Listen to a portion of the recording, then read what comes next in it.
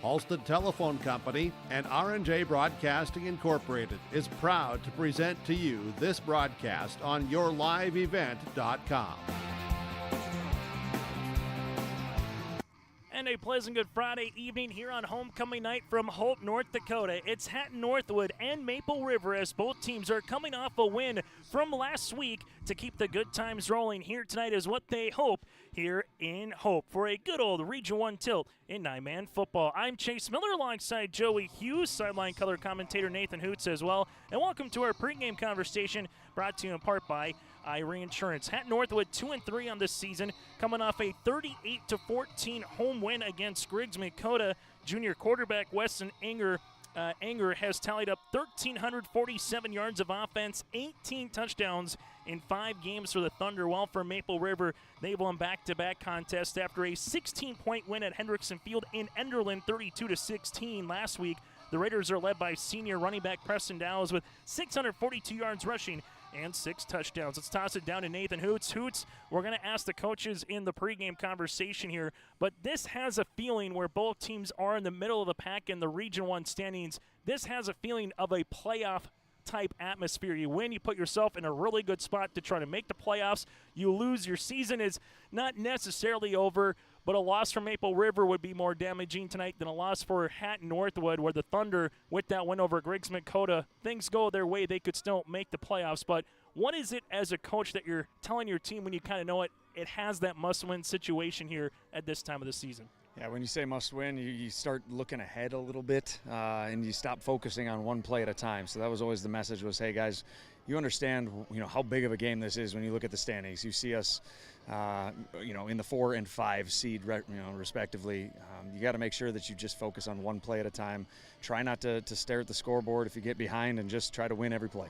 As we go from there, what has impressed you most about the Raiders' back-to-back wins 2 weeks ago here in Richland and last week at Hendrickson Field in Enderlin? I think it starts, they've had excellent special teams play the last couple of games, kind of discovering their kicker here in Onder coming over from Spain and providing a little bit of kicking capability in the special teams. They made big plays last week, and granted it was a little sloppy at Hendrickson, just wet field conditions, but they capitalized early on a couple big special teams plays. And then, a couple of weeks ago when they beat Richland, being able to get some extra points converted, not having to go for 2 every time, and they had that big kick return to start the game. Those things have really been good for the Raiders. And then, they've been able to run the ball consistently. Preston Dowles had 36 carries last week, and I'm pretty sure, if he had 45, he would have been just fine. So the kid's built for a big workload. As we take a look at Hatton-Northwood, a win here tonight will get them to 3-3 on the season, a team that's averaged 36.5 points per game. As we alluded to, the junior quarterback in Weston Anger has completed 70% of his passes here in the season. Hoots with a 16-5 touchdown to interception ratio. They can run, but they also want to throw the football down the field. If you're Maple River, how do you try to slow it down? And if you're Hatton-Northwood, how do you try to keep that air game going, which you're seeing Weston right now throwing a pretty nice ball here in warm-ups? Yeah, I think it comes down to pass rush. The Raiders' defensive line has done a real nice job this year, kind of just doing their job. Responsibilities against option, responsibilities against a running quarterback. But this week presents a different challenge. Trying to get home in a hurry is going to be the challenge for the defensive linemen. They're going to be outweighed, but the athleticism on the Raider defensive line, I think, may have an advantage over Hatton-Northwood's offensive line. If they can get home and put some pressure on the quarterback to force him to make plays off schedule, good things could happen. And I think this will be the best passing attack that the Raiders have seen all season, right? So from a secondary point of view, do you try to keep everything in front of you? Obviously, it's 9-man football. We always talk about space, but if you're the Thunder, how do you try to get Weston going, so to speak, in a game like this? It's where, again, they've consistently scored against the Hankinsons, the Griggs so far of the world this season. Yeah, easy passes early on, max protect, one-man route type of thing early on. But they love to spread it out and chuck it. So I think, just figure out what your quarterback loves to run those plays early, get him into a rhythm, because you see the ball get caught a couple times and then good things happen. Last thing, Hoots, and you maybe alluded to it earlier, what is a X factor? What's a position group? Give us a player on either side of the ball for the Thunder or the Raiders that you could say if they win tonight, it might be because of this particular area or this particular person. I think it's definitely the secondary for the Raiders against the receiving core for the Thunder. It hasn't been very special this year when it comes to defensive back play, other than Mr. Dow's. He's done a nice job kind of locking up one guy, but they've given up big plays, big chunk plays over the middle. If their defensive line doesn't get home, that's kind of been the weakness, you'd probably say, for them. So if they can hold up tonight and prevent big chunk plays throughout the game, it could be a tight one here at the end. That again is Nathan Hoots. We'll get to a bug and update report here once we get to kickoff coming up around the corner on our Irie Insurance pregame show. But when we come back after this, we'll hear from the coaches. We'll hear from Sean Belke, but first up, we'll hear from Brian Quinn around the corner. It's a 2-3 Thunder against a 2-2 Raiders here on homecoming night for Maple River on yourliveevent.com. Fall is here, and that means harvest will ramp up quickly. How did your planter do this spring? Did you have the correct down pressure? Was your singulation spot on? Did you need row cleaners or a better closing system? This is Chris from Agassiz Precision Ag, your local precision planting dealer, and we are here to help. Discounts, 0% financing, and $50 per row rebates on most all systems will give you the tools to improve your planter pass. Give us a call at 701-636-2119 or visit planterdoc.com. Have a safe and profitable harvest. Partnership is a way of life here in the Northland. It's about pitching in to help our neighbors, making lending decisions locally, honoring long-term commitments to farmers, Main Street businesses, teams, schools, and rural communities. We're more than just a bank. We're a community partner, working constantly and diligently to enrich the lives of everyone we serve. Bank North, always true. As we continue on our Irie Insurance pregame show here today from Maple River, it is the Hatton-Northwood Thunder going up against the Maple River Raiders. Joining us here from the Thunder perspective is their head coach, that is Brian Quinn, fresh off a win against Griggs-Dakota a week ago today. And Brian, from that standpoint, let's just start there. What did you see from your team's win that you hope to carry over against Maple River here last week against Griggs-Dakota, tonight in Hope against Maple River? Yeah, it was a nice win and playing in the rain. We were able to be very balanced. I think we had like 200 yards rushing and 200 yards passing. So it was nice to have that balance and being able to run the ball and throw the ball, even though it was wet and rainy and kind of misting all day. Let's talk about one of those guys that's combined for 18 total touchdowns so far, passing and rushing for you, and your quarterback in Weston Anger. Just what have you seen from the junior so far in his maturation, and what has he done well in the backfield controlling that offense for you? Yeah, he's a great kid for us too, and he is excited. He's exciting to watch. He can make plays when there's nothing there. That's why he's got that running ability too. But he's reading defenses a little better this year than he was last year, being able to throw the ball. So that always helps. And then on the defensive side, leading tackler for you with Keegan Schroeder. Just what has he been able to do on the defensive side? Find his nose to the football more times than not and go make a play. Yeah, he's kind of our Swiss Army knife. I kind of treat him as, because he's played D-line, he's played linebacker, and he's played safety. He's tied right now for most picks, actually with a D lineman, Chase McDonald. But yeah, he's been one of those guys that kind of has a nose for the football and can make plays for us. Brian, what's a trait about this team? You played 5 games. You've seen some really good competition on the up end of the region so far in terms of who you've played. But what's something you really like about this year's Thunder Football Club? I love our attitude. We're ready to come into a fight. We're very physical. We know. I think we were down 6-0 at halftime of that last game, and they were like, "Let's go score. Let's take this lead." And they just knew we got to take care of our business. So I love that attitude. When you look at the Maple River Raiders, they as well coming off a win on the road against Enderlin, 2-2 on the season. What's just going to be a challenge against the Sean Belke team here later tonight from your perspective here, Brian? Yeah, they're a very good team. They run the ball very well, and that's kind of one thing that we've kind of struggled with. We had a better game this last time against Griggs, but we got to make sure that we tackle low and make sure that we secure those tackles.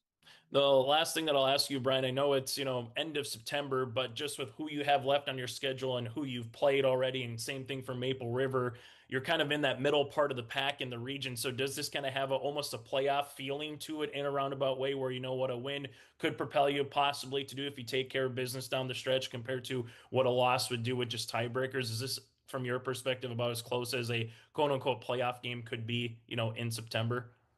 Yeah, 100%. We've actually talked about the last, even with Griggs, we said it's playoffs from this point on, if we want to reach that goal.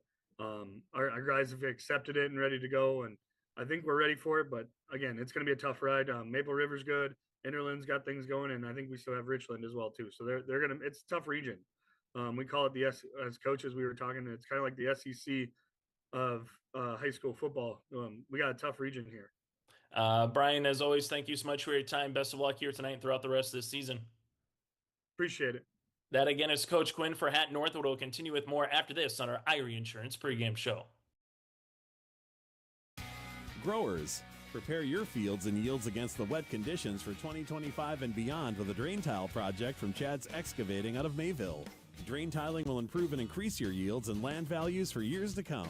Chad's Excavating provides free, detailed estimates, and with over 40 years of combined success, they provide professional installation and service. Call Chad today to prepare for your future and any questions that you might have.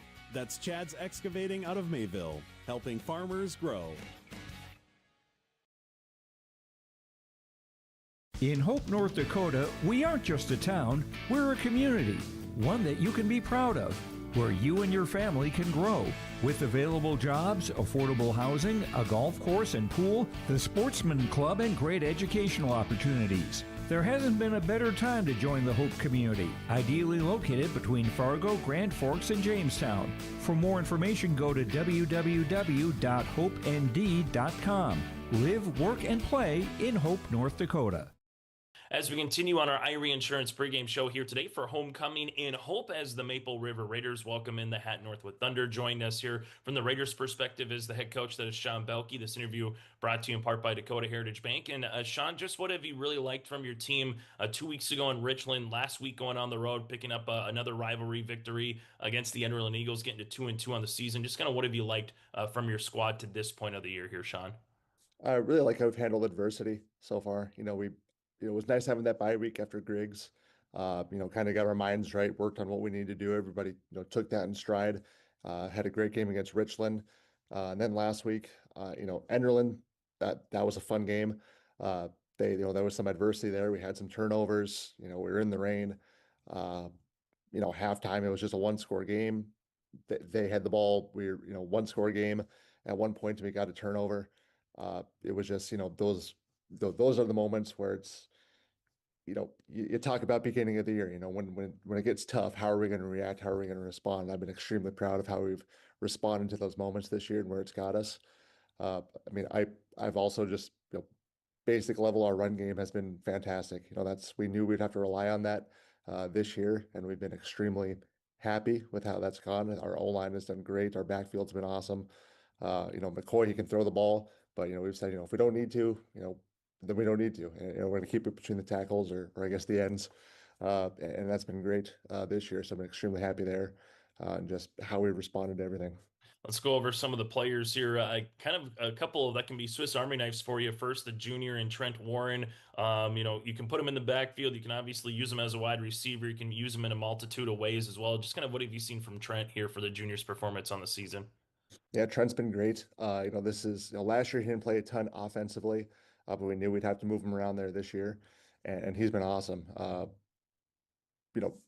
Put him in the backfield. You can split him out to receiver. He's got great hands. He's pretty quick, pretty fast. He's got good leadership capabilities too, which is great. He's one of the most vocal guys on the team. Always, trying to make sure everybody's heads are up, everybody's doing great. So that's been awesome. And he's awesome defensively too. He plays, does a great job at corner. I know last 2 years he's been at safety. We moved him over to corner this year, and he wasn't too excited about it. We know he likes safety. He likes coming downhill. But he's responded awesome, and he's a guy that, as coaches, we're really proud of how he's one of those guys that he's had some adversity too, and he's responded well to it.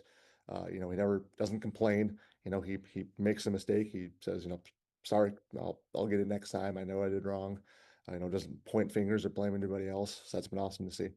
And similar question for someone who's an underclassman for you, and Ian Lark at the defensive end spot, particularly here. What have you seen from him the last couple of games on the field here, Sean? Yeah, kind of the same deal. Ian, got in a few games last year, mainly at fullback, and now this year, you're going to start at D end, and he's been awesome. I mean, he's a quick, strong kid. We've had to move him a little bit defensively too. He's played some outside linebacker for us, and he's done great there as well, being out of position. You need him to do anything, it's, yes, sir. And he goes and he asks questions, what do I need to do in this situation or this? And that's been awesome to see. Offensively, he's been great at end, really sealing those edges for us. And again, just a learner, right? Just wants to learn. He's always asking questions, how to improve. Another guy that's very vocal, kind of right along with Trent. Those two guys we're always looking for. We love to see leadership from our underclassmen too. And those guys have been great. And Ian, as a sophomore, being so young, we're glad we have, we know that we can rely on him for years to come. Someone we've seen so much growth from, just from last year to this year. We know he's going to be kind of a staple for us going forward. And that's been great. Two more questions for you here, Sean, before you let you go. You just take a look at your opponent in Hatton-Northwood tonight. Obviously, you put them on and you look at their stats or film, and it's probably a passing team, a team that's going to like to throw the football around the yard here tonight, and a pretty good quarterback as well with Weston Anger there in the backfield. So what's just going to be your biggest challenge offensively or defensively here tonight against the Thunder? Yeah, well, the first thing that jumps off when you look at the rosters here is their size, right? They got big guys up front. And for the type of football we play, as long as we're aggressive and we're fast, that should be okay. But, we've worked on that. The guys know it. They watch the film. And then again, just pass defense. We've worked on that a lot this week. The weather's going to be fine for it. So we know just going over responsibilities, what they like to do. They like to do some tricky stuff every now and again too. And I think they've scored on 2 hook and ladders this year. They like to pull that stuff out at random times. Our guys got to be ready for it. But our pass coverage this year has been probably the best it's been in years, right? Just, everybody, we got a great defensive backfield. Our linebackers doing a great job. We have a few picks. So we've been really proud of how we've progressed there in our pass defense. Coach Jenkins has done a great job working with those guys and getting them ready. So we're happy with that. So we think we're ready. I know I asked this to the Thunder head coach, so I ask you this to finish off with you here, Sean, as well. Yes, it's homecoming. Yes, there's a bunch of things that lead up to the game, but it kind of feels like, as much as you could in September, a playoff game for both teams, what a win could do, what a loss could do potentially here. Is that safe to say that this almost feels like, postseason football here, even though we're in, September mode still from a, scheduling standpoint? 100%. And the guys know it too. As coaches, we don't try to, get them too psyched up about stuff like that. But, just talking to our guys, they know how big this is. And absolutely, it is going to be playoff atmosphere tonight for sure. It's homecoming, going to be a lot of people there. It's going to be, loud. Our guys are going to be excited. They know it's on the line. Our destiny is still in our hands, which is where we want to be at this point in the season. We drop this one, it's kind of, you kind of got to rely on some other stuff to happen, especially losing to Griggs earlier in the year, right? That kind of set us back a little bit, but we're still kind of control our destiny. So the guys know what's at stake here. So I think they're excited for that. And Sean, thank you so much for your time. Best of luck here tonight against the Thunder on homecoming. Thanks, Chase. That again, Sean Belke, head coach of the Maple River Raiders. This interview brought to you in part by Dakota Heritage Bank. We're back with more ahead of the opening kickoff in Hope. Dakota Heritage Bank, serving you with locations across North Dakota and northwestern Minnesota, has a strong background in ag and business lending, but they can also help with any auto, recreational, personal, or home loans, including home equity lines of credit. Dakota Heritage Bank is a family-owned community bank where decisions are made locally. Our friendly staff greets you with a smile, takes the time to get to know you, and can help you with your banking needs. Visit us online. Dakota Heritage Bank, Equal Housing Lender, member FDIC.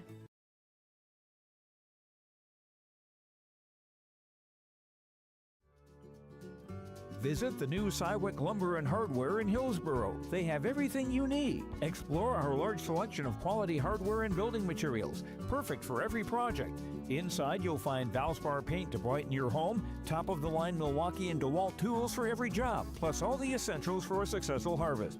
Flashlights, glass cleaner, paper towels, scrapers, grain shovels, and more. Make your next stop Cywick Lumber and Hardware in Hillsboro. as we continue on the pregame show here tonight, brought to you in part by Irie Insurance. Chase Miller, Nathan Hoots, alongside Joey Hughes behind the scenes with us here this evening on YourLiveEvent.com. It's homecoming night. We'll talk about the coronation for both the Maple Valley and Hope Page school districts that'll be at the half. Little history between the Thunder and the Raiders. Last meeting was on September the 22nd of 2023. Maple River won at Hatton-Northwood 38-20. What a win for both teams tonight. Here's how the postseason would kind of shape up. If Hatton-Northwood wins, they really control their own destiny with games against Richland and Enderlin. If they win out, simply put, they're in the playoffs at least as the 4 seed no matter what, with losses so far to Lemoore, Litchfield, Marion, South Border, and Hankinson. If Maple River wins, and you say just win your home games, you'll finish 4-4. You'll have games at Lemoore, Litchfield, Marion, at South Border. You lost to Griggs, but if you beat Hatton-Northwood, then you might have to have a tiebreaker either head-to-head, or if Griggs-Dakota finishes with a 4-4 mark, you'd have a 3-way tiebreaker, which means late in the game, if Maple River, as an example, is up 6, they might need to score another touchdown or so to try to put the possession in their favor when you start playing the math a little bit later on. Hoots, there's a couple of different ways to go, but the biggest thing for both teams tonight, a win gets you one step closer to where you want to be, where a loss, again, the Thunder can absorb the loss a little bit more since they beat Griggs-Dakota, while on the opposite side, if Maple River loses this game, then there's a lot of tiebreakers that just don't go in their favor with the 3 remaining games they have left on the schedule. Yeah, you don't want to look at this early in the season, look at, hey, guys, we got to try to punch one more in here and potentially, risk a turnover or some type of a silly play that ends up losing you the game because you're looking for the extra touchdown. If it comes to, the last game of the year and you're playing that game, I've had that in one situation as a coach, you're a little bit more willing to take those chances. But right now it's just, hey, let's, like I said earlier, focus on one play at a time and then try to get one win at a time. As you look at the latest 9-man football poll across the state of North Dakota, the Rockets of New Rockford, Cheyenne, Maddock, number 1, Lemoore, Litchfield, Marion, number 2, Linton HMB, number 3, Alexander 4, Divide County, number 5, with Hankinson and Griggs County, Grant County Flasher in the receiving votes category. Our out-of-town scoreboard in Region 1 play tonight, one that both the Thunder and the Raider fans will be watching at Griggs-Dakota, Lemoore, Litchfield, Marion tonight at Griggs-Dakota. Enderlin visits Richland. Wymer, Litchwood at Hankinson for a rivalry night, and South Border has the evening off. Hoots, any game in particular that you're intrigued with here outside of this one here in Region 1? Always Wymer and Hankinson, always. That is something that you could throw the records out. I know that's kind of cliche when it comes to rivalry games, but it is absolutely the case. I have had to sweat out results from that game determining my team's playoff fate, and that is not fun, especially if one team is not supposed to win and you're kind of expecting an easy win by the opposite team, and then it comes down to, touchdowns and long crazy plays and 2-point conversions. It's something you don't want to be a part of. Maple River won the toss and elected to receive, so we will see the Raiders offensively here to begin the game. When we come back, we'll get to our starting lineups and the opening kick. That does it for our pregame show, brought to you in part by Irie Insurance. Get the insurance protection you want with the customer service that you deserve. They cover it all, from home, auto, crop, commercial, and benefits insurance. Go to IrieInsurance.com to get a free quote started today. Back with the opening kickoff next here in Hope. Triple E Incorporated in Page is cheering on the Raiders as they compete on and off the court and field. They put in the effort to build a team with trust, experience, and the ability to accomplish their goals. The team at Triple E Incorporated is built the same way, with knowledge and experience, with timeliness and efficiency. For your next non-residential building project, go online to eeeinc.com or stop by the office in Page for more information. Make your next project a winner with the team at Triple E Incorporated in Page. At Enbridge, we're focused on relationships. 23 Canadian First Nation and Métis communities now own an equity stake in Enbridge Athabasca Pipelines. In Minnesota, Enbridge has spent $450 million and counting, with Native-owned companies and in wages to tribal members working on Line 3. Every day brings new collaborations, partnerships, and possibilities. Learn more at Enbridge.com. Hometown Community Bank serves both the Hope Page and Maple Valley school districts in Page and Fingal, North Dakota. If you're interested in an ag loan, real estate, consumer, commercial, or HELOC, give Dwight a call at either branch location. Reach out to Janine about investing in a certificate of deposit or save by opening a money market account. proudly supporting the Maple River Raiders and wishing the athletes and coaches a successful year. Hometown Community Bank is an equal housing lender and member of the FDIC. Farmers, are you expanding, upgrading, or want to automate? Visit with the experienced staff at Hope Electric to learn about the latest electrical systems and the newest technologies that they have developed to make your operation more efficient. Get a custom system in place with features like iPad truck loading and remote view grain storage, touchscreen controls, hazard monitoring systems, and wireless cellular cameras to protect your assets. Hope Electric, serving the agricultural and commercial industry since 1978. Visit hopeelectric.com or call 701-945-2460. Hope Page Public Schools are committed to the development of all students by providing a high-quality education that is reflective of the strong values in our communities. The staff at Hope Page Public Schools work each day to enable and inspire students to achieve academic excellence and make positive contributions to our world. Learn more about Hope Page Public Schools by visiting hopepage.k12.nd.us. We are Hope Page, and we will change the world.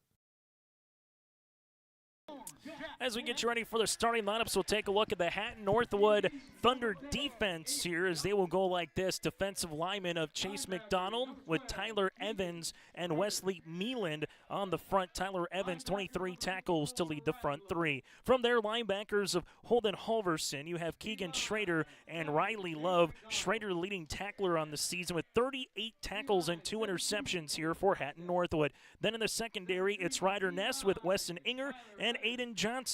Enger with 31 tackles, 5 tackles for loss here for the Thunder. Out in their black helmets, the white numerals, black lettering, got some skulls on the helmet, the pink Thunder on one side, the numerals on the other here tonight for Hatton-Northwood. Head coach is Brian Quinn, first year as a head coach, 2-3 on the season of the Thunder. As we turn our attention now to the Maple River Raiders on homecoming here for the Raiders. Head coach is Sean Belke with a mark of 2 wins and 2 losses on the season. For the Maple River Raiders, they'll go like this. On the front will be Kyle Palmer, the center, a 5'10 senior, with guards of Owen Tickey and Gabe Burnson on the side. Tickey, the junior, with Burnson, the senior. Tight end, Jonah Thompson, the 6'4 senior at $160. Trent Warren, a wide receiver. You also see Warren in the backfield at particular times, depending on the formation.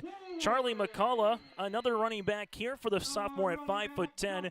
Brendan Anderson, a 5'9 senior at 175 with 4 rushing touchdowns on the season.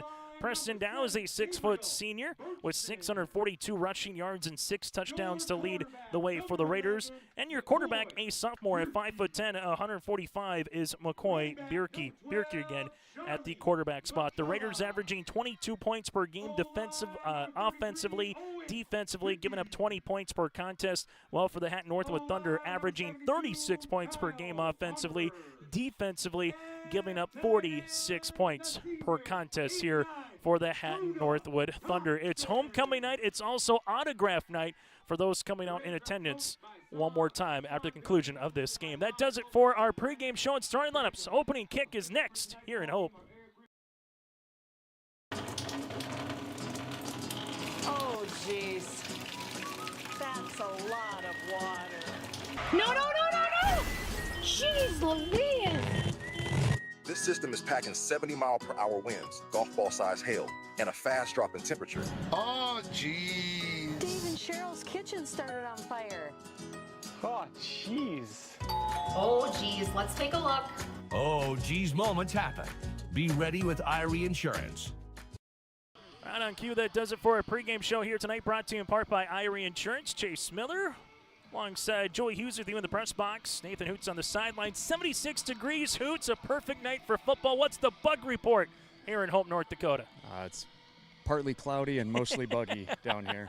It's going to get ugly. More cotton right now than bugs, but they're hovering, waiting to attack. As it's been some nice weather. It still feels like Labor Day weekend, if you will. Kind of still feels, you would say, summery outside right now, and I think a lot of folks will take it, especially if you have a longer winter a little bit, to see what the weather is. Also, you got State Girls Golf Monday, Tuesday out west, not too far away from regionals for cross country in Cooperstown, second weekend of October. Postseason is upon us, folks, across the state of North Dakota.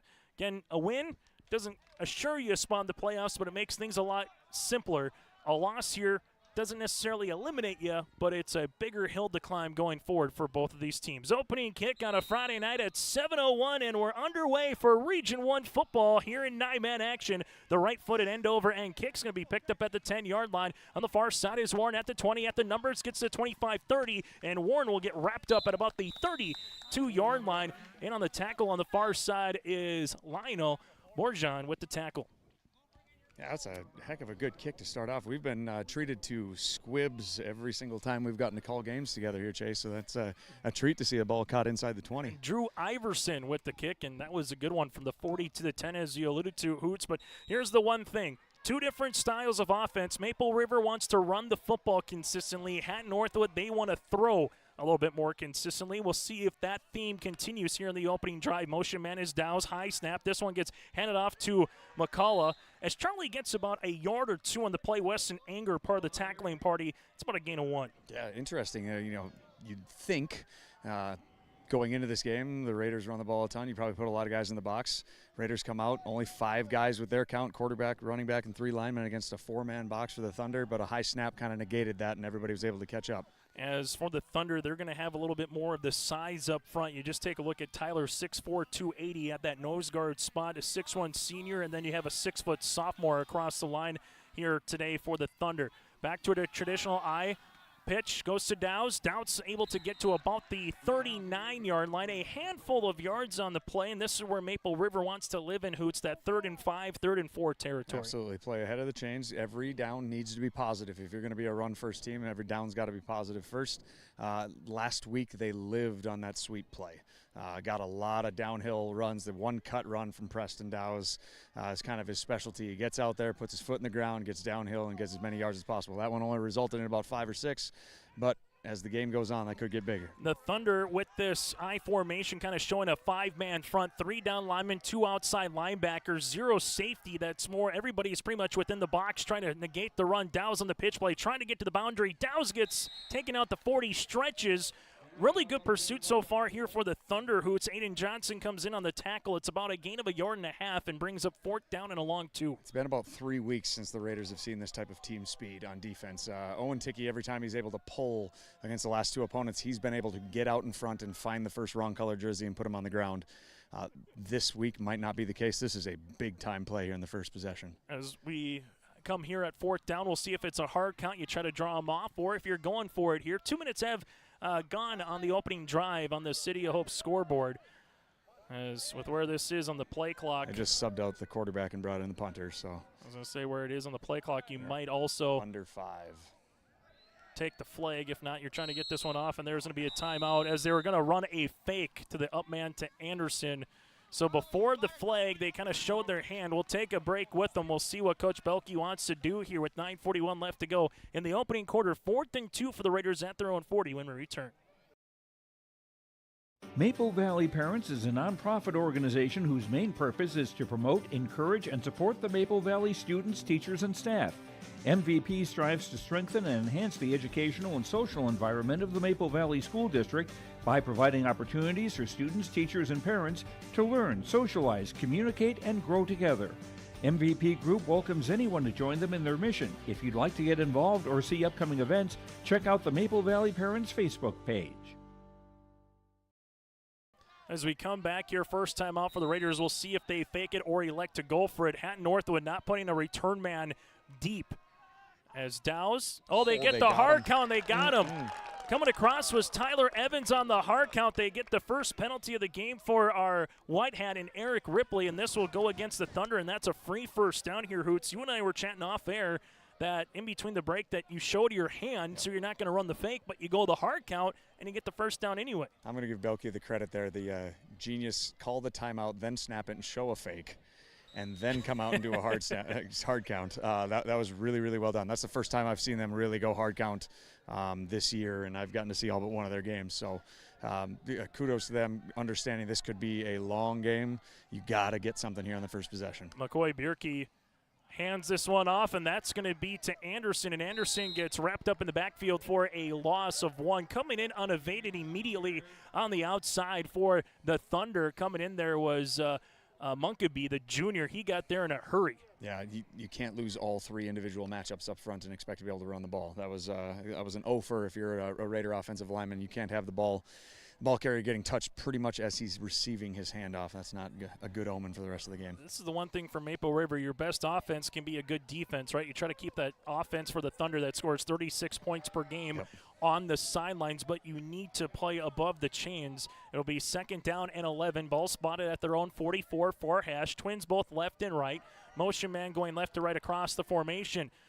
Bierke looking to throw, steps up, will come through, gets to about the original line of scrimmage at the 45-yard line. Gets about a yard on the play, but really good tackle by the Thunder. Emilin, the sophomore, comes up with the tackle. Yeah, good decision there by Bierke, just kind of eating it and living to play another down. Didn't throw it up and throw it into double coverage like he had down the field. Good job just eating it and moving on, and now they got a big 3rd down play.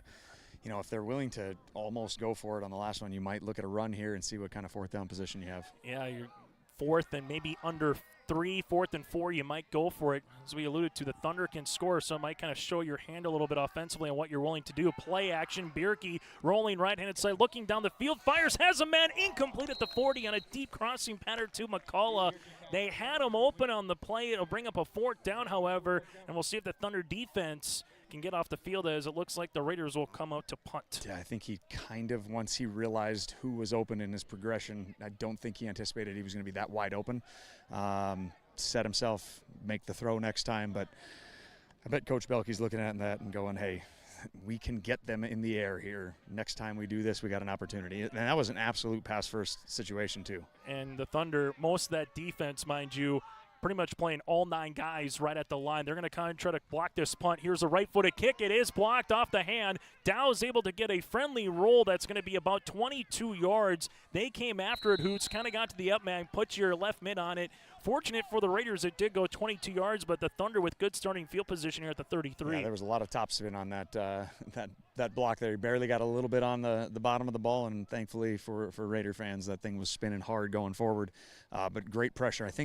I'm guessing on film they showed they come really hard against punts. They got him once, almost got him a 2nd time, and now it's time to play some defense. And the Thunder will come out here with 2 wide to the left, 2 wide to the right, a little bit different offensively here. We're going to see a lot of shotgun and a good chunk of passing here for the Thunder. Motion man goes Halverson. There's a little jet action to the outside. This one will be considered a pass as it goes for about 5 yards on the play. Brings up 2nd and medium. Yeah, I think stretching horizontally is going to be the difficult matter for the Raiders here. If the big offensive linemen for the Hatton-Northwood are able to get out in front, that's going to be a problem. But if they can run around them and keep their hands off of them, don't let them engage them in blocks, they have an opportunity to make some stops. Nosted, the 6-foot sophomore center, guards of Tyler Evans and Chase McDonald, wide receivers of Iverson, Ness, and Johnson. Tight end of Keegan Schroeder. We'll see a Riley Love in there as well. Holden Halverson, the tailback, and Weston Anger, the 5'9 junior, 160-pound quarterback here in the gun. Motion man again goes Holden Halverson, and we'll have a hard count. And this one will be on Tyler Evans, and a 5-yard penalty will make it now 2nd and 10. Quickly on the front for Maple River, Ian Lark, the defensive end, with Owen Tickey, the defensive tackle, also a DN, and Jonah Thompson. Linebackers of McCullough, Anderson, and Burnson. Secondary of Dowes and Warren, and the safety is McCoy Bierke. That's going to be the Thunder. Bring up 2nd and 9. They will fake it to Halverson, and keeping it this time is Weston, and doing a really nice job on the outside. Hoots was Charlie McCullough staying into his area to either play the sweep or the QB run, and once he saw the run, he went to it. He was coming as soon as he saw that motion. I don't know if that's an auto this week for the Raiders or not. Sometimes you have automatic blitzes. You send the opposite backer to take away that jet sweep, but he was sitting on that. Charlie played a phenomenal second half last week in the absence of Ian Lark sitting out for a bit.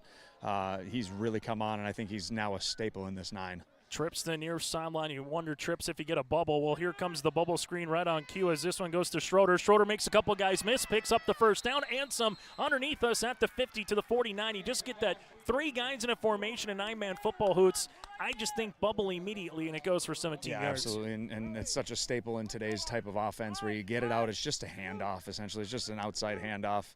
Get the ball in your playmaker's hands as quickly as possible and hope your receivers can block. There was a slow reaction time from the Raiders defense, and they were able to take advantage. Keegan now with 340 yards receiving. He does have 2 touchdowns on the season for the 6'3 senior, and the Thunder with their first down here of the contest. Midway through quarter number 1 on the City of Hope scoreboard, we're scoreless. Weston Anger looking, steps up, comes up to the 50. Anger gets the 45, makes a man miss. He's still dancing to about the 43-yard line, and Weston Anger makes a broken play, gets a solid 5 yards, and 2nd and 5. He was able to get by the D tackle that made a move, got right up field. Owen Tickey got in the backfield immediately, but he wasn't able to take him down. Big time miss and a good judgment, not throwing the ball downfield, taking what you can get. The Thunder also with those patches on their helmets, the skulls that they're able to have throughout the course of the season. As we'll see a pistol. Nope, we'll go to a shotgun formation. This one more traditional here for the Thunder. As you'll see Halverson to the right of Weston Anger. Here's the handoff. That'll go to Halverson. Makes a man miss. Cuts back. Halverson puts the shoulder pad down and brings a Raider with him to the 41-yard line. Brendan Anderson on the tackle. It's a gain of 2. I think he got at least 3 or 4 yards after first contact there. He was looking at, hey, we're going to have a 3rd and 8 coming up, and now you're looking at, what, 3rd and 2, 3rd and 3 max? 3rd and 2 upcoming, and kind of almost a patient run there, Hoots, yes. right? Because he was dead in the rights, then all of a sudden saw a little crease to the right-hand side, and that's where he really put it into gear. Yeah, I think that was supposed to be like an off tackle, off tight end type of run to the offensive left side, and made one cut and was able to go against the grain. I formation. One wide receiver split out either side. This will be a fullback dive right down Main Street, and Keegan Schroeder able to get past the 40 to the 35 and some. Just a little fullback dive that goes a solid 7 yards. Yeah, if you play a 3-man front, those the 1 and 2 holes are certainly open, especially if that nose tackle decides to pick a gap and go rather than playing 2 gaps at once. Dives are there all day long. The Thunder put 28 points up against the Lobos, 46 against the Warbirds, 24 against the Mustangs, 46 in Hankinson, and 38 against Griggs Dakota. This is a team that has found the end zone a good chunk of the time here for Hatton-Northwood and looking to do so on their opening drive. Weston Anger, they send 5 in the pattern. They'll throw it down the field. This one is going to be caught into the end zone. Touchdown, Aiden Johnson. Johnson with the house call of 34 yards. Weston with his 17th passing touchdown here of the season. Yeah, it was just a great play on the ball. He's got a couple inches on Dow's over there on that side, and then you could just see it was just an inch or 2 off the fingertips of Preston. And, big 2-point conversion. You got a feeling that this could be a tight one. 2-point conversions are going to be everything. Able to get the 34-yard passing touchdown, now 57 yards, 3 for 3 through the air here for Weston so far, and a touchdown. 2-point conversion will be upcoming as you'll have Anger in a shotgun formation. Clean snap. Anger looking. This one will be thrown into the end zone in the flat to Ryder Ness, and there's the 2-point conversion. New score on the City of Hope scoreboard. Thunder 8, Raiders scoreless on your live event. The Maple Valley School District is engaging students in a world-class education, preparing them for lifelong success. Maple Valley serves the surrounding communities of Buffalo, Fingal, Oriska, and Tower City with a grade student-to-teacher ratio per class. For more information, go online to myraiders.org. That's myraiders.org. The Maple Valley School District wishes the best to the Raiders coaches and athletes this season. Go Raiders! We always say we're a one-stop shop. North Star Ag is a full-service shoreline machinery dealership, so we have the 3 departments, sales, service, parts, fully staffed, have full inventory of all the parts and whole goods needed. We really value the service and the support that any traditional dealership would give you, but we specialize in shorelines. You can give us a call at 701-361-4790 or visit our website at northstar-ag.com. 7 plays on the drive that goes 67 yards, 3 minutes and 23 seconds off the clock, and Hatton-Northwood gets the touchdown. Anger to Johnson, 34-yard pitch and catches. This one by Iverson's going to go all the way back inside the 5. That's where number 5, Dow's, will pick it up. Dow's able to find a crease, gets the 20, and make something out of it to the 26. And you alluded to on the first kick here, Hoots, Drew Iverson so far being a weapon here at the kickoff spot. Weapon is the perfect way to describe that. If you got a kid that can kick it that far in 9-man football, you're starting. That was a good return by Preston Dowes, and we're at the 26-yard line to start this possession. Now, he kicked it, landed inside the 10, and it stopped like a wedge. Most of the time you'd expect that ball to go into the end zone, but great job of getting it off of one hop and getting as many yards as you can. A nice crowd here from both the Hatton-Northwood and Maple River perspective on homecoming night here in Hope. The kids had some bounce houses to enjoy some fun before the game. As this one will go to Dowes on the sweep. Dowes able to get to the boundary to the 30, makes a good cut and finds his way into positive territory as the Thunder will come in on the tackle with Munkabee. That's become a staple of this Raider offense. Every time they go to that 4 wide, they're running some type of motion with Dowes, whether they're giving on that jet sweep or they're faking that and then giving dive downhill. They weren't able to do the jet sweep as much as they wanted to last week because of the wet ball and the wet field conditions. It was a bit sloppy. This week it's pretty much ideal. We are getting a bit of a breeze here, which is nice. I was just going to say, a little breeze into the press box from what we saw earlier, where it was from the southeast, maybe more of now from the northeast coming in here as it gets a little bit cooler here tonight in Hope. This one will be pitched out to the far side. Dow's trying to make one man miss, does, but can't make the second. That'll actually be a tackle for loss. Tyler Evans able to earn the tackle for loss, and it's a loss of 2. Yeah, they kind of guessed sweep on that play right there, and they guessed correctly and then put a lot of pressure on him in the backfield. As Hatton-Northwood right now, one good defensive play potentially away from trying to get the ball back offensively. And here's the old chess piece in a game like this. Where do you go? 3rd and 5, the ability to run. We did see a chance on the first drive, Hoots, on a deep crossing pattern that was just missed by the Raiders. Someone other than Dowes is probably touching the ball on this play right here. He's a little hobbling after that last play right there.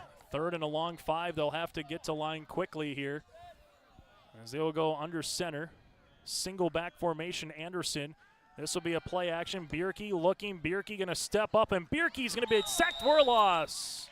The Thunder able to get there defensively. Looked like Munkabee again, and it is. He's been everywhere defensively, and that will bring the Raiders back to the 25-yard line. Great defensive pressure by the Thunder. There was a bit of a breakdown.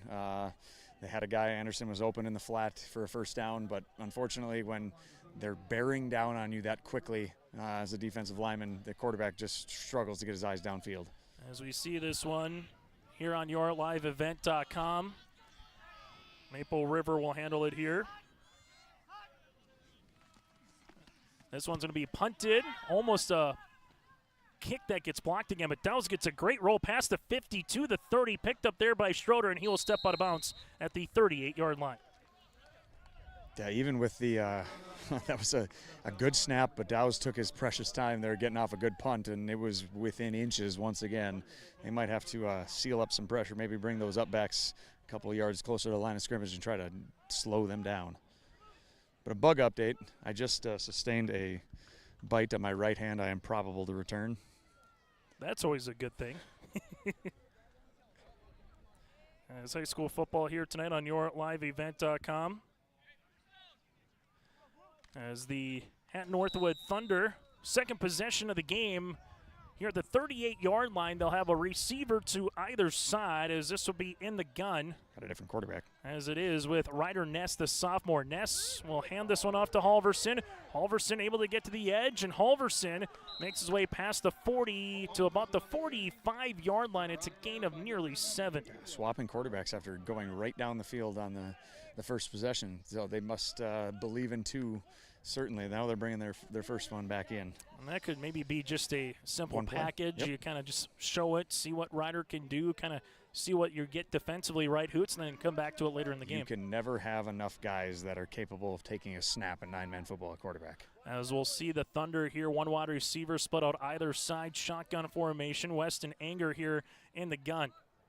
As Anger, a little delayed keeper, but he will keep it. Jonah Thompson going to bring up part of the tackling party there with Anderson for about a gain of 1. It kind of reminds me of Wake Forest with the slow mesh. Maybe not as much with it, Hoots, but you're kind of really waiting there for Weston, reading the player, and then you keep it or you give it, then you're just going off. That also means there's not a whole lot of defensive line pressure, and that needs to change right here.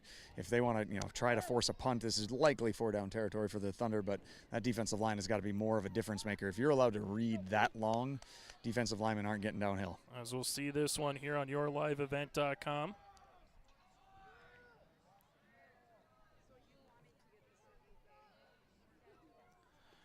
Pistol formation with this. Fire throw, that's going to be by Ness across the formation to Schroeder. So Ness comes in and plays quarterback again. And it's going to be a gain of about 8 yards. First down.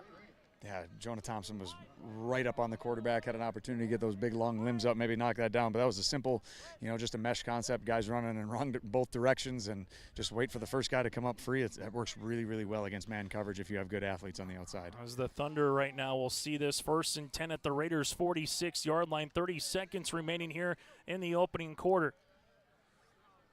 So far, the Thunder just with 5 yards here, 10 yards there, and then a big play for that touchdown of 34 yards as they will motion now the quarterback Anger into the backfield.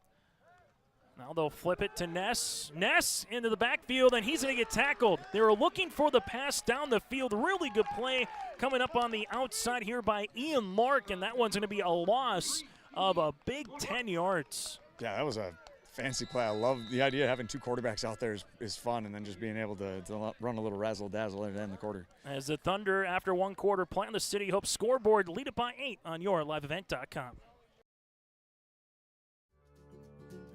Visit the new Cywick Lumber and Hardware in Hillsboro. They have everything you need. Explore our large selection of quality hardware and building materials, perfect for every project. Inside, you'll find Valspar paint to brighten your home, top-of-the-line Milwaukee and DeWalt tools for every job, plus all the essentials for a successful harvest. Flashlights, glass cleaner, paper towels, scrapers, grain shovels, and more. Make your next stop Cywick Lumber and Hardware in Hillsboro.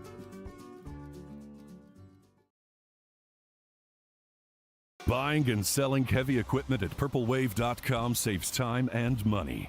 We handle all of the details, including pictures, videos, marketing, titles, and payments. It was almost immediately over the top with the customer service. I've just never ever experienced that before with any other auction service. They're constantly working for me as the seller, and I really like that. Purple Wave Auction is straight, simple, sold. As we see it here on yourliveevent.com, a fresh 12 minutes on the screen. 2nd and 10. They're going to go to the outside quickly to Aiden Johnson. Johnson makes a catch. He stretches his way to the 50. It's a gain of about 7. Brennan Anderson, he's been everywhere on the field. Game Burnson also part of the tackle. And right now we got an injured Raider here at the 50-yard line. We'll take a break with them. 3rd down and long upcoming after a gain of 7.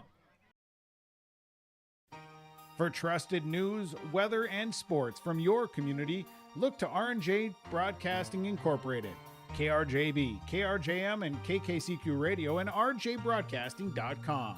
Hear local voices from local radio with news and information from the area.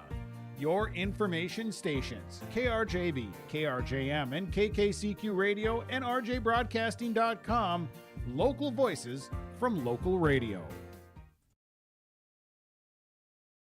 Homegrown local radio is now worldwide with 24-hour streaming. Download the RJ Radio app to hear local voices from local radio with KRJB, KRJM, and KKCQ 24 hours a day from anywhere. You can listen to your favorite programs like the RJ Family Morning Show, local news, farm markets, music, high school sports, church services, more from anywhere. KRJB, KRJM, and 96.7 KKCQ is streaming on the RJ Radio app. Download it to your device and take us with you wherever you go.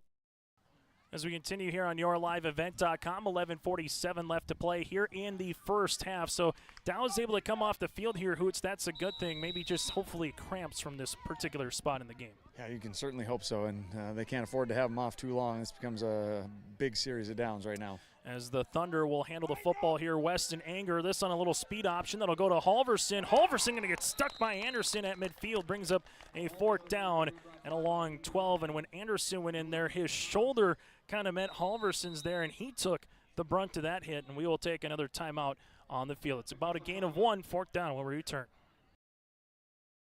If you have concern or questions about the mental health of yourself or a loved one, Trail District Health Unit's Credible Mind platform offers convenient and confidential resources to help inform you about mental well-being. Credible Mind offers 21 different assessments to guide you in your mental health journey, from sleep quality and burnout to anxiety and depression. To get started today and learn about your mental, emotional, physical, and spiritual health, visit traildistricthealthunit.crediblemmind.com.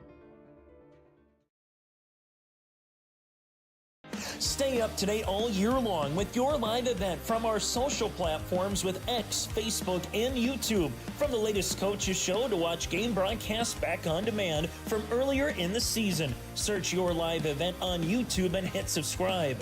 Outside the three-point arc. Pick and pop here with Spaeth into the left side corner. Three, good.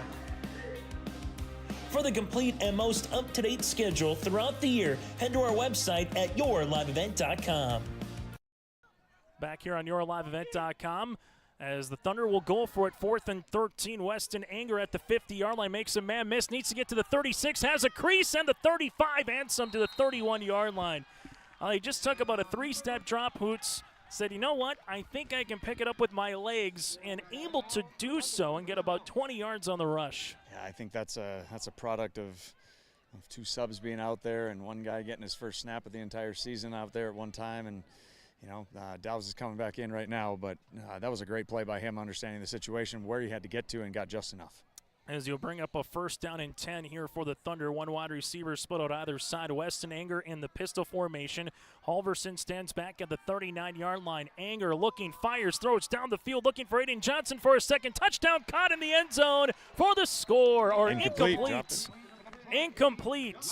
So you had Preston Dow's look like in on the coverage there, Hoots, as Johnson had it, but he did not complete the catch after Downs was able to rip the ball away late. Yeah, that was great coaching. Whoever's calling the plays over there for Coach Quinn, whether it was him or anybody else, identify that a kid that just hobbled off 2 plays ago is on. Now it's time to pick on him and see if he's got the wheels. You know, it's a 1st down play, take a chance. You've been able to get 10 yards with ease here against this defense thus far.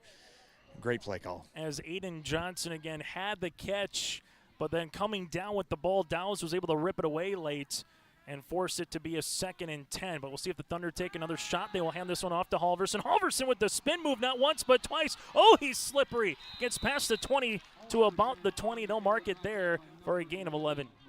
Might be a little dizzy after that multiple spin moves. He barely got his foot planted after his first spin move and immediately went into a second spin and then kind of got spun to the ground.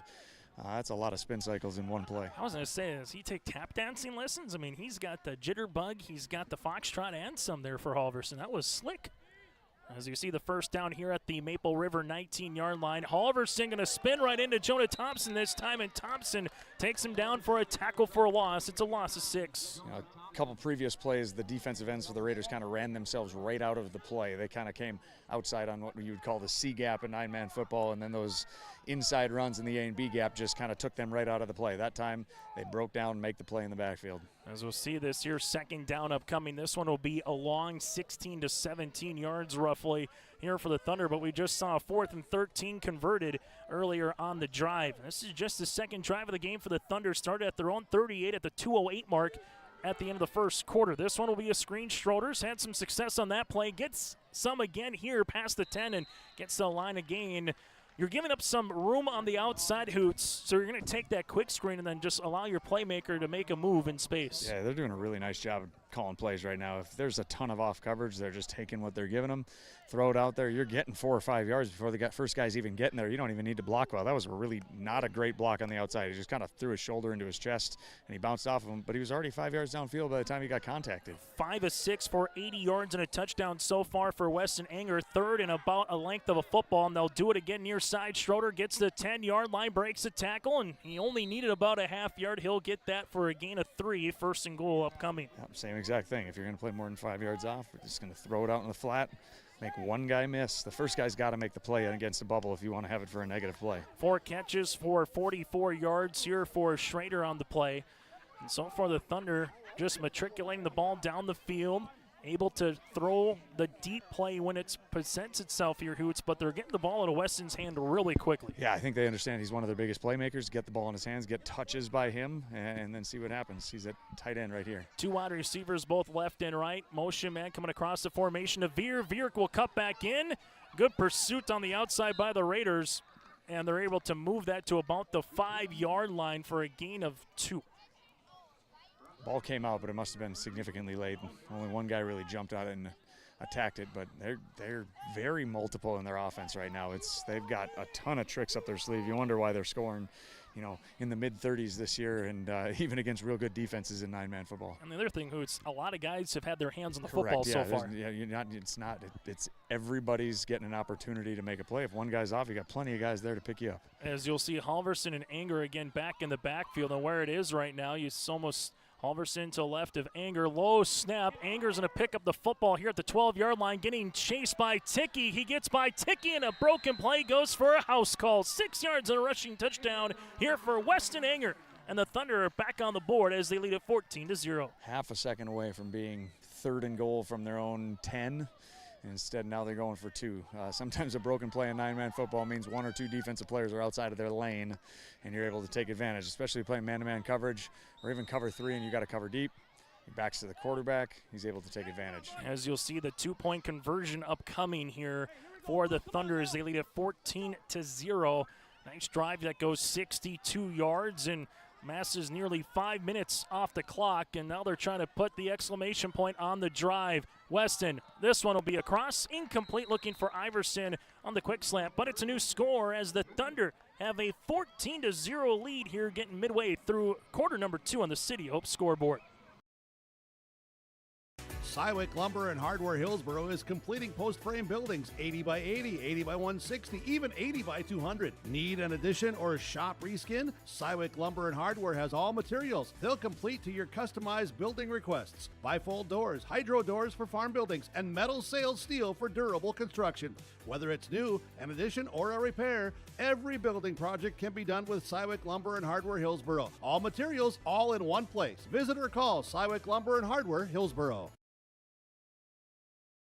Fall is here, and that means harvest will ramp up quickly. How did your planter do this spring? Did you have the correct down pressure? Was your singulation spot on? Did you need row cleaners or a better closing system? This is Chris from Agassiz Precision Ag, your local precision planting dealer, and we are here to help. Discounts, 0% financing, and $50 per row rebates on most all systems will give you the tools to improve your planter pass. Give us a call at 701-636-2119 or visit planterdoc.com. Have a safe and profitable harvest.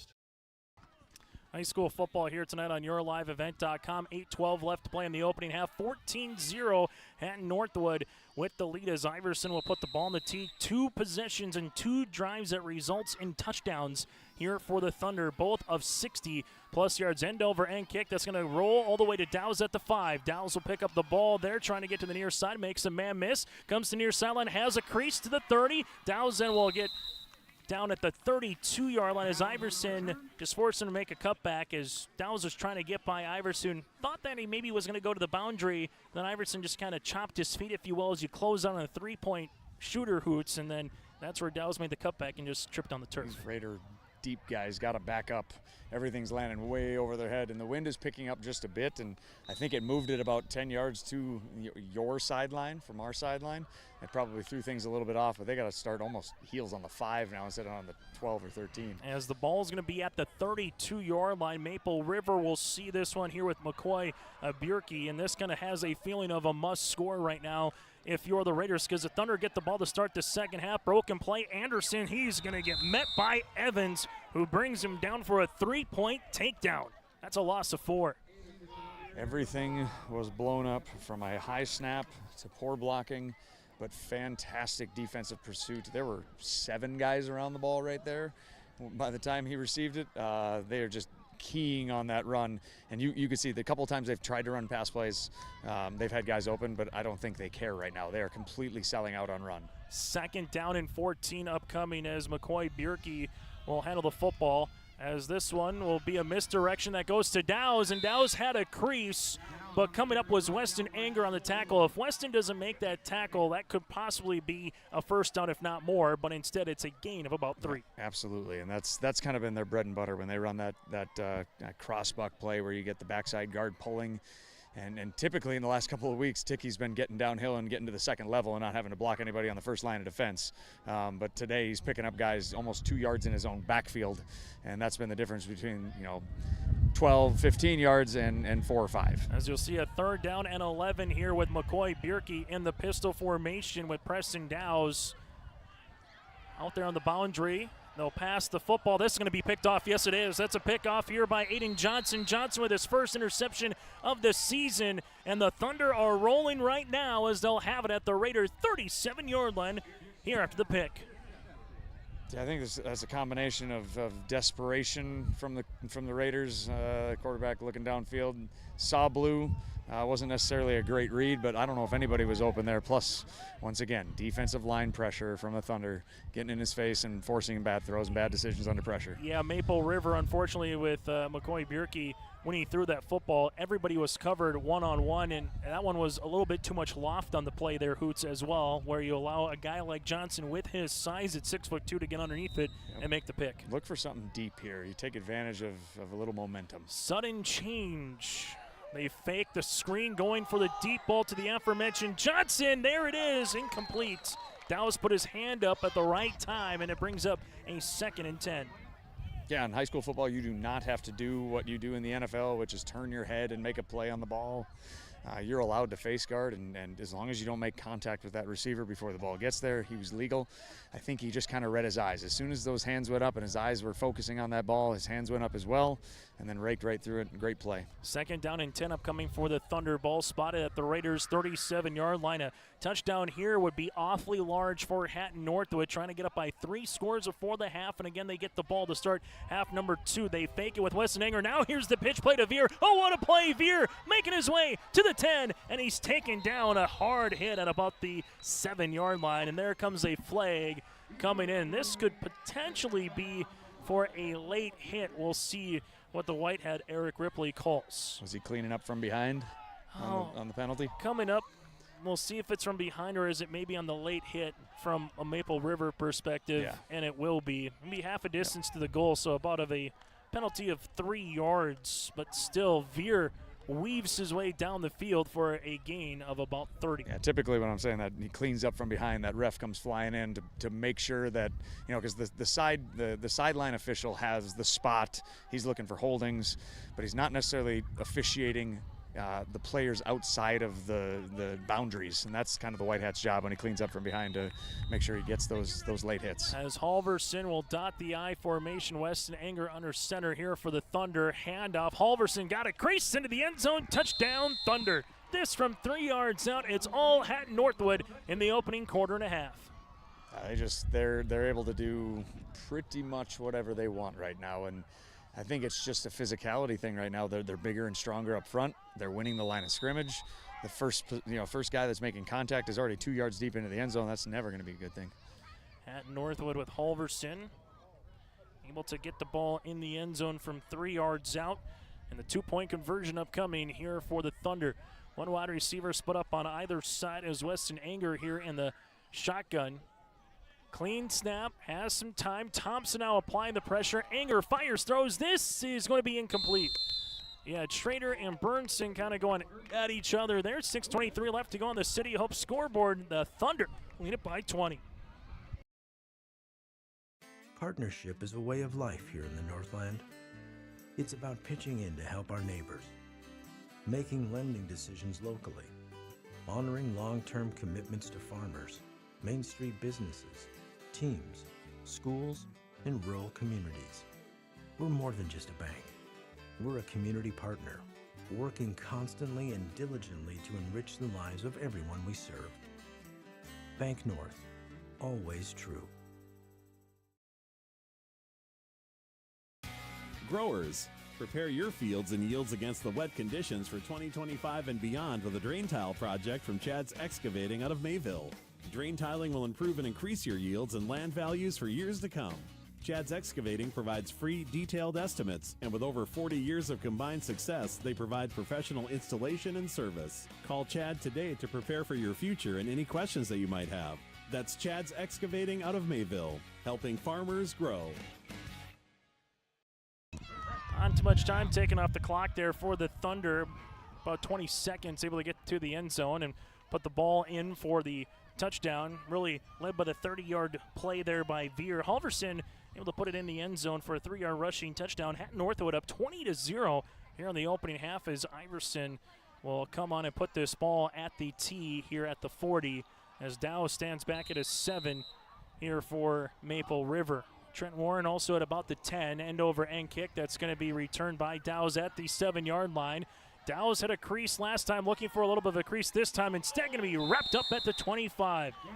Coming in on the tackle, going to be Riley Love, the junior, in open field space, and that's where the Thunder will wrap up the Raiders here. Maple River will open their 4th drive of the game at the 26. We've talked about the physicality that the offensive line is playing with, defensive line is playing with for the Thunder, but every single time Dow's is getting taken down, you kind of cringe just a little bit because every hit he's taking is hard. I mean, they are very, very physical, and they play fast, and they're very efficient with everything they do.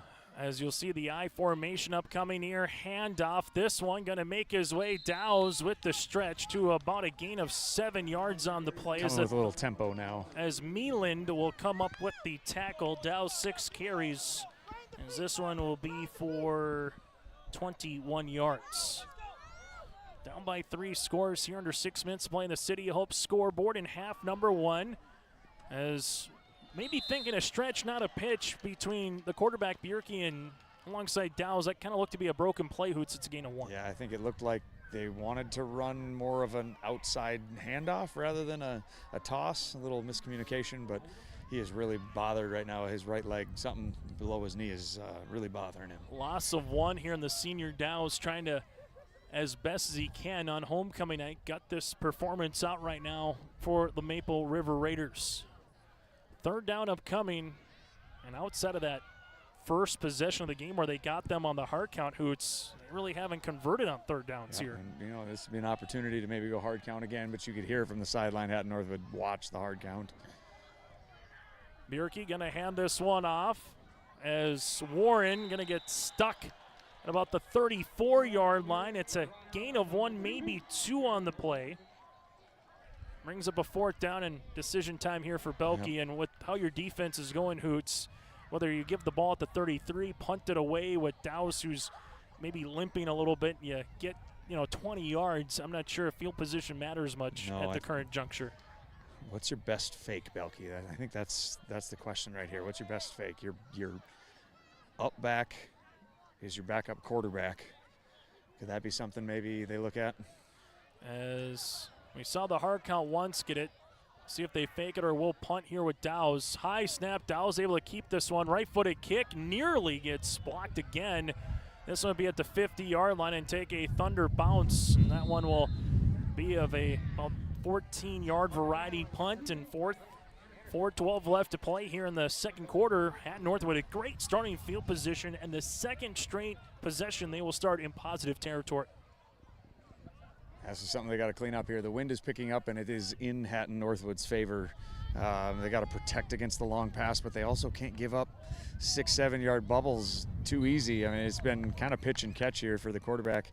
And anytime he's feeling pressure, he's able to scramble and get a lot of yards on the ground. And the wind kind of coming in more from the north than what it was here when we got here for pregame. This reminds kind of the Hankinson game a little bit. Not nearly the wind gust, but the wind coming across the field here from the Raiders sideline to the Thunder sideline on the near hash.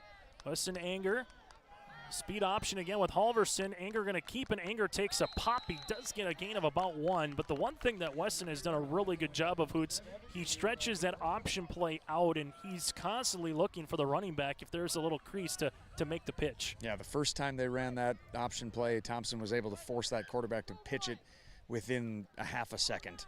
That one he was able to draw it out, and just they keep stretching the Raider defense horizontally. They're using all 50-plus yards of width of this field. and they are forcing there's a lot of exhausted looking defensive linemen, linebackers, and secondary players right now for the Raiders. Ball spotted at the 37-yard line here for the Hatton-Northwood Thunder is the line to gain, that is, for the first down. Ball spotted at just about the 45-yard line.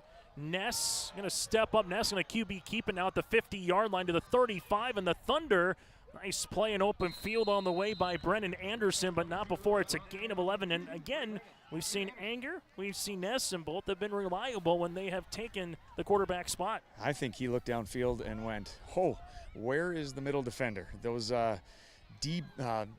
the linebackers are playing almost like a Tampa 2. They're turning and running and getting into 15-yard hook curls. And as soon as the quarterback sees the back of the helmet of those guys in the middle of the field and knows that he can make D linemen miss, he's just taken off. And it's I don't know what the answer is right now for the Raiders. The Hatton-Northwood Thunder have answered every question thus far. They've looked awfully good for a team, again, that's played the bulk of their schedule in terms of the quote-unquote tougher competition in the region early on in the season here, and it's maybe showing a little bit here tonight. There's a pitch or a little flip that goes out to Halverson. Good open field tackle by Dowse. It's a gain of 2. Yeah, I'm telling you, if they end up being the 3 or 4 seed in this region, this is not a team that I want to face. If the conditions are nice, the way that they're able to move that was very creative right there. Faked a pitch and then threw a sweep out to him that was blocked downfield.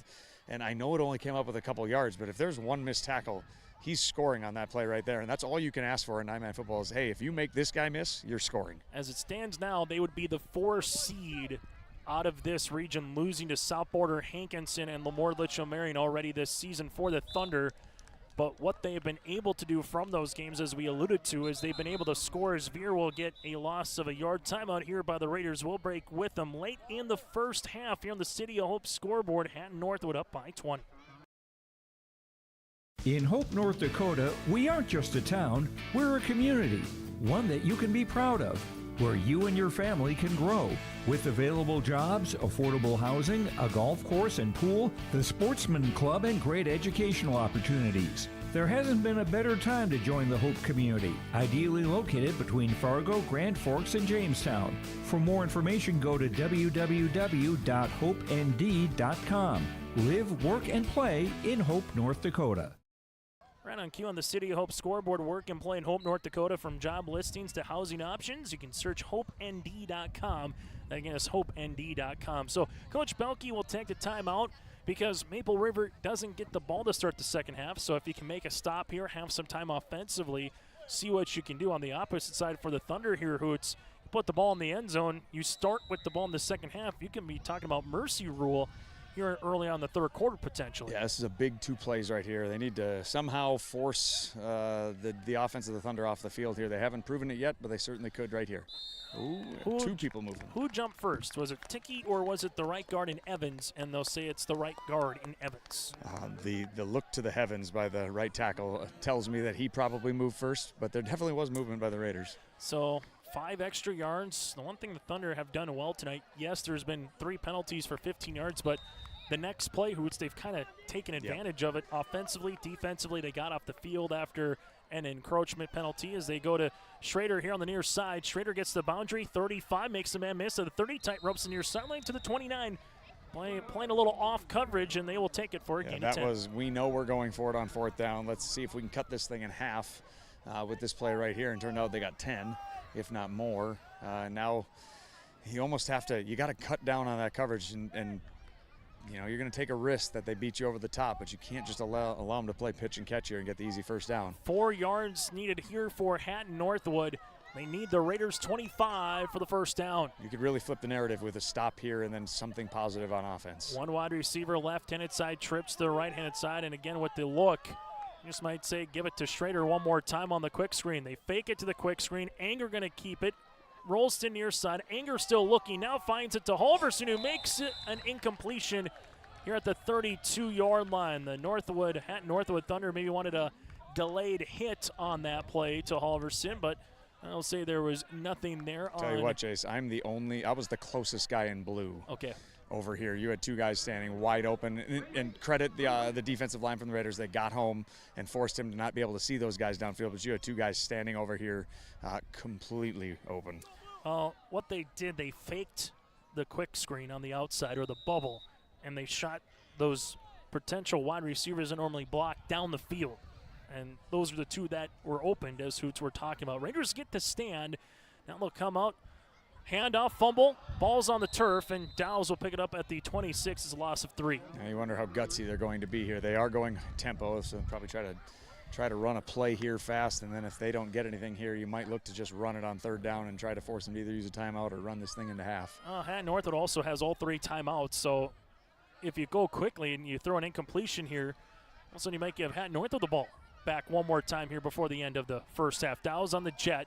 Dow's able to get to the 30-yard line, gets about 7 yards on the play, and there does come the first time out for the Thunder. We'll take a break with them after a 7-yard play here from Dow's on yourliveevent.com. Dakota Heritage Bank, serving you with locations across North Dakota and northwestern Minnesota, has a strong background in ag and business lending, but they can also help with any auto, recreational, personal, or home loans, including home equity lines of credit. Dakota Heritage Bank is a family-owned community bank where decisions are made locally. Our friendly staff greets you with a smile, takes the time to get to know you, and can help you with your banking needs. Visit us online. Dakota Heritage Bank, Equal Housing Lender, member FDIC. High school football here tonight on yourliveevent.com. 1 minute, 9 seconds remaining here in the first half. Hatton-Northwood calls the timeout. Again, they have 2 remaining, and Hoots, you mentioned the wind down there. So if the Thunder can force a punt here, what's the wind kind of like from your particular it's direction? It's going to be a very difficult punt, and the pressure that they've gotten typically forces a punter to kick it high in the air, and that wind is going to carry it in the wrong direction. Pistol formation, handoff. The Thunder were ready for it for Dow's. Dow's able to break out of a couple of tackles here, and Dow's with the stretch. I tell you what, that should have been a 3-yard loss. Instead, it becomes about a 4-yard gain and makes a 4th down, if you're going to go for it, a lot more manageable here from a Raider perspective. Here's the other issue. Dow's is the punter, and his right leg is bothering him. You wonder if this might be a go for it, hope to get the first down, and, force them to use their last time out. I mean, I don't know who the backup punter is and what their confidence level is in them. I know going into a game with a backup punter is a very nerve-wracking proposition for a coach. You need about 1.5 yards as the ball is spotted between the 36 and the 37. You need the 39 for the first down right now. So if you want to try, maybe a fullback dive, the question is, with the size that the Thunder have up front, can you get the push? I'd almost rather see a QB sneak where he can see where the gap is and just lunge forward and get that first down. I think the key is getting to the half at 20-0 right now. And Dow's will come on to punt. At least that's the formation that the Raiders are showing currently. Snap will be a fake. This one goes to the up man, and Anderson does get the first down, it looks like, here to about the 40-yard line. And that will be enough for a gain of 3. And now they got to go fast. 1 timeout remaining for both teams. Stop. The clock will stop to move the chains, and it'll go back into motion here with about 50 seconds left in the first half of play. As Bierke in the pistol, motion man goes Dow's. They will give it to Dow's here. Here comes a crack block, as this one goes to Dow's. Dow's with the best play of the night as the Thunder are Raiders are into Thunder territory. Tumbling over the Hatton-Northwood ball bag over there, but narrowly missed the big bench over there, so crisis averted if you're a Raiders fan. Great job of blocking on the outside. The amount of speed that Dow's had when he got the ball allowed him to get the corner there, but here he comes out. 45 yards here for Dow's, as Dow's is trying his all right now, but he will come out of the game here for Maple River with 40 seconds left to play in this first half right now. As for the Raiders, a good play on that one. Also was able to get out of bounds to stop the clock. So for Maple River into Hatton-Northwood territory here offensively. Bierke, single back formation. Pitch play. This will go to Anderson. Anderson trying to keep the legs turning to the 42-yard line. And we'll see a timeout here for Coach Belke. 30 seconds to play here in half number 1. It'll be 2nd and long when we return. Visit the new Cywick Lumber and Hardware in Hillsboro. They have everything you need. Explore our large selection of quality hardware and building materials, perfect for every project. Inside, you'll find Valspar paint to brighten your home, top-of-the-line Milwaukee and DeWalt tools for every job, plus all the essentials for a successful harvest. Flashlights, glass cleaner, paper towels, scrapers, grain shovels, and more. Make your next stop Cywick Lumber and Hardware in Hillsboro.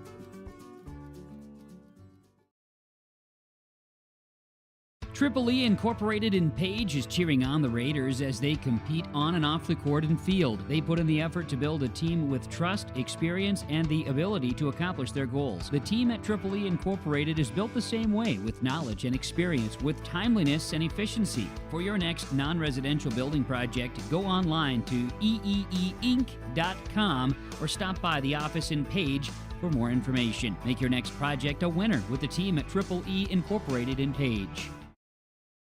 Looking for a little halfback swing pass. That one will be loss of a couple of yards on the play.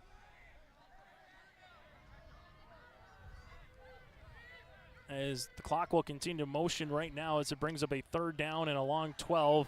Bjerke looking, Bjerke getting pressured, steps up. Bjerke rolls to the left-handed side looking down the field, and Bjerke is going to be sacked back at the 45-yard line, and it's a fumble. The Thunder will pick it up, and Hatton-Northwood with daylight in front of them, and they will return this 42 yards for a fumble recovery by Mealand. That'll end the half on a 42-yard fumble recovery here by Mealand. Hoots, you had the best angle from that one from our vantage point. Might have looked like Bjerke was down, but did the ball come up before the knee was down? If he was not down, forward progress had clearly been stopped. That's a tough call to end the half if you're a Raider fan. So Mealand, you always are taught play till you hear the whistle. There was no whistle, and he had about 4 white jerseys around Bjerke, and he picks it up and he scampers in the end zone. All of a sudden you look up, it's a 26-0 game, trying to make it 28-0 here for Hatton-Northwood. Weston Anger in the shotgun formation. Veer with him in the backfield. Anger able to get in for the 2-point conversion as he slithers his way as the Thunder have a 28-0 lead here at the half. The Thunder put 20 points up in the second quarter, as we're back with more after this here on your liveevent.com. At Enbridge, we're focused on relationships. 23 Canadian First Nation and Métis communities now own an equity stake in Enbridge Athabasca Pipelines. In Minnesota, Enbridge has spent $450 million and counting, with Native-owned companies and in wages to tribal members working on Line 3. Every day brings new collaborations, partnerships, and possibilities. Learn more at Enbridge.com. Hometown Community Bank serves both the Hope Page and Maple Valley School Districts in Page and Fingal, North Dakota. If you're interested in an ag loan, real estate, consumer, commercial, or HELOC, give Dwight a call at either branch location. Reach out to Janine about investing in a certificate of deposit or save by opening a money market account.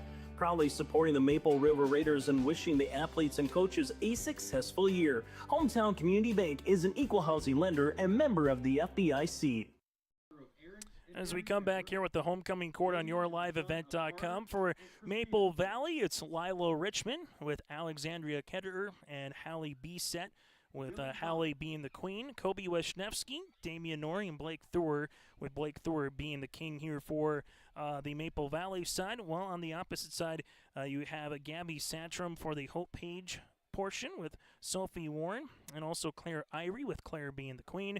You have Corbin Hyam, Preston Dowes, and Jonah Thompson, with Jonah Thompson being the king here for the Hope Page portion of homecoming night here for Maple River. But the guests, Hatton-Northwood, right now are anything but nice, and I mean this in the nicest way. Hatton-Northwood looks like a playoff football team. Who sometimes you take a look at teams from week 1 to week 8 and you say, that looks like a playoff caliber team. And this is a team that's got a handful of seniors, a good chunk of juniors and sophomores on it, but the way that they're able to move the ball offensively, I think is going to pose a problem. And as an example, if the season were to end with Hatton-Northwood, for example, being the 4 seed, they would play New Rockford-Cheyenne-Maddock if New Rockford-Cheyenne-Maddock is the number 1 seed out of Region 2. And that maybe be a more interesting game than some people might think of, just because you think of the Rockets and you think their ability to score and have athletes as they had last season. Here, Hoots. I tell you what, the athletes on the Hatton-Northwood Thunder team would certainly make that a fun game. Their ability to answer every question offensively is very impressive. The only thing they really don't do or haven't shown in this first half is a downhill power running game. If they would run into a game, play that New Rockford team and it's 40-mile-an-hour wind, maybe there's snow on the ground and some of their athleticism is neutralized, negated. But man, if they get conditions like we have right now throughout, they're going to be a very tough out. And you know what, 4 seeds, they've been known to be able to make a run before if 1 seeds overlook them, and it certainly wouldn't be a team that would be your traditional 4 seed that you walk in, don't have to worry too much. Maybe you're looking ahead to the next week and you just waltz through. As you go through here, Hoots, we'll take a look at our first half numbers, your out-of-town scoreboard, and more. But what's the one thing I guess that's impressed you most from the Thunder perspective? Is it the offense, maybe more so the defense here tonight? As we talked about, they've scored 36 a game. They've given up 46. Now, granted, they played the Rayshon Earls and they played the Gunner Field just this year, where teams are going to give up points to those 2 particular squads. But what's impressed you more from the Hatton-Northwood perspective? Can I take none of the above and talk about their coaching staff? Sure. Holy cow. It's not predictable, but there's certain things that coaches love to do. You analyze the defense, and then you make changes based off of what they give you. Every single play, it seems like they're making the right decisions. It's just a matter of whether or not they execute. And they're executing more often than they're not.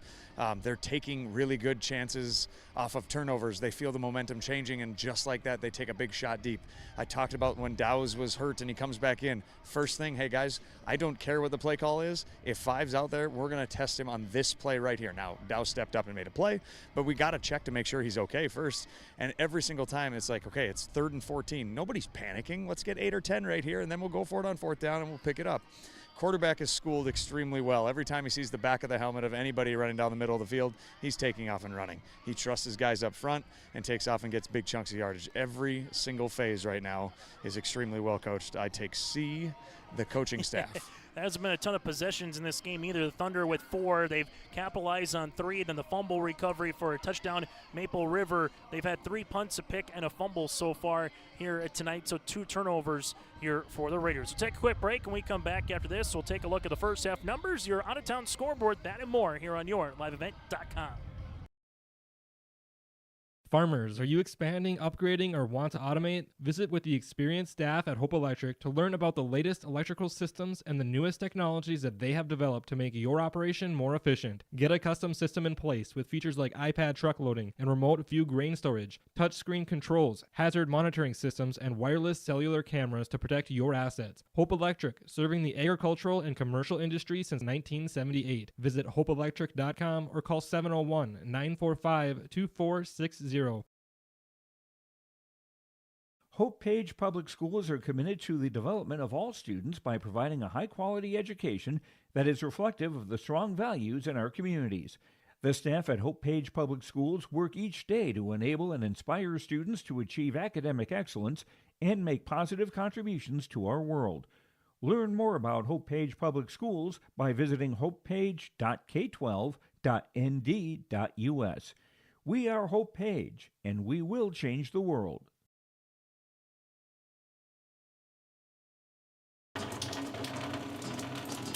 Oh, jeez. That's a lot of water. No! Jeez Louise! This system is packing 70-mile-per-hour winds, golf ball-sized hail, and a fast drop in temperature. Oh, jeez. Dave and Cheryl's kitchen started on fire. Oh, jeez. Oh, geez, let's take a look. Oh, geez, moments happen. Be ready with Irie Insurance. Maple Valley Parents is a nonprofit organization whose main purpose is to promote, encourage, and support the Maple Valley students, teachers, and staff. MVP strives to strengthen and enhance the educational and social environment of the Maple Valley School District by providing opportunities for students, teachers, and parents to learn, socialize, communicate, and grow together. MVP Group welcomes anyone to join them in their mission. If you'd like to get involved or see upcoming events, check out the Maple Valley Parents Facebook page. The Maple Valley School District is engaging students in a world-class education, preparing them for lifelong success. Maple Valley serves the surrounding communities of Buffalo, Fingal, Oriska, and Tower City with a grade student-to-teacher ratio per class. For more information, go online to myraiders.org. That's myraiders.org. The Maple Valley School District wishes the best to the Raiders coaches and athletes this season. Go Raiders! Come back here on your out-of-town scoreboard here. Some scores in 9-man football. Number 5, the Alexander Aces, 52-8 over Surrey. That one has gone final. Linton HMB, the number 3 ranked team, all over the Holsteins. 43 rip with 4 minutes left to play in the first half there for the Lions. From there, some other scores. Number 2, Lemoore Litchfield Marion leads Griggs Dakota 34-0. Late in the first half of play. Number 1, New Rockford Cheyenne Maddox 66, Midway Minto 12 with 2 minutes left to play in the first half. Grant County Fletcher receiving votes leads Henniker County 34-0 after the first half of play. Ridgeland up by 14 late in the first half over the Enderlin Eagles. Hankinson and Wyndmere Lidgewood 4 minutes left to play in the first half. Hankinson 16, Wyndmere Lidgewood 6 tonight in 9-man football. Ellendale Edgeley Cullum taking care of business in Lisbon this evening, 29-6 at the half. Hillsborough Central Valley leads Valley City 14-0 at the half. And Northern Cass all over Mayport CG after the first half of play, 20-0 in 1A football. We'll take a look at the first half numbers here for the Hatton-Northwood Thunder. So far in this one, 97 yards passing, 89 yards rushing on 18 attempts. Balanced offense for 186 yards. No turnovers here in this one. Weston Anger 9-12 for 97 yards and a touchdown. Schroeder 5 receptions for 54 yards. Veer 1 for 2. Johnson 1 for 34 and a touchdown. Halverson 1 of 6 and Ness 1 of 7. Halverson 7 carries for 20 yards and a touchdown. Anger 6 carries for 32 yards and a touchdown. Schrader with 1 carry for 7 yards. Ness 2 carries for a yard, and Veer 2 carries for 29 yards. The Thunder with 3 penalties for 15 yards. Well, for the Maple River Raiders, McCoy Bierke is 1 of 3 for 0. Make that 1 of 3 for an interception and -3 yards. That went to Anderson. Dow's 11 carries for 45 yards. Anderson 4 carries for 0. Warren 1 for 1. Bierke 1 for 1. And then McCullough here in this one does have 1 carry for a yard as well. High school football here tonight on yourliveevent.com. The Raiders with 41 rushing yards on 18 attempts. 1 penalty for 3 yards. Take a quick break, and we come back. Put a ball in our halftime show next here from Hope, North Dakota. We always say we're a one-stop shop. North Star Ag is a full-service shoreline machinery dealership. So we have the 3 departments: sales, service, parts, fully staffed, have full inventory of all the parts and whole goods needed. We really value the service and the support that any traditional dealership would give you, but we specialize in shorelines. You can give us a call at 701-361-4790 or visit our website at northstar-ag.com. Visit the new Cywick Lumber and Hardware in Hillsborough. They have everything you need. Explore our large selection of quality hardware and building materials, perfect for every project. Inside, you'll find Valspar paint to brighten your home, top-of-the-line Milwaukee and DeWalt tools for every job, plus all the essentials for a successful harvest. Flashlights, glass cleaner, paper towels, scrapers, grain shovels, and more. Make your next stop Cywick Lumber and Hardware in Hillsborough.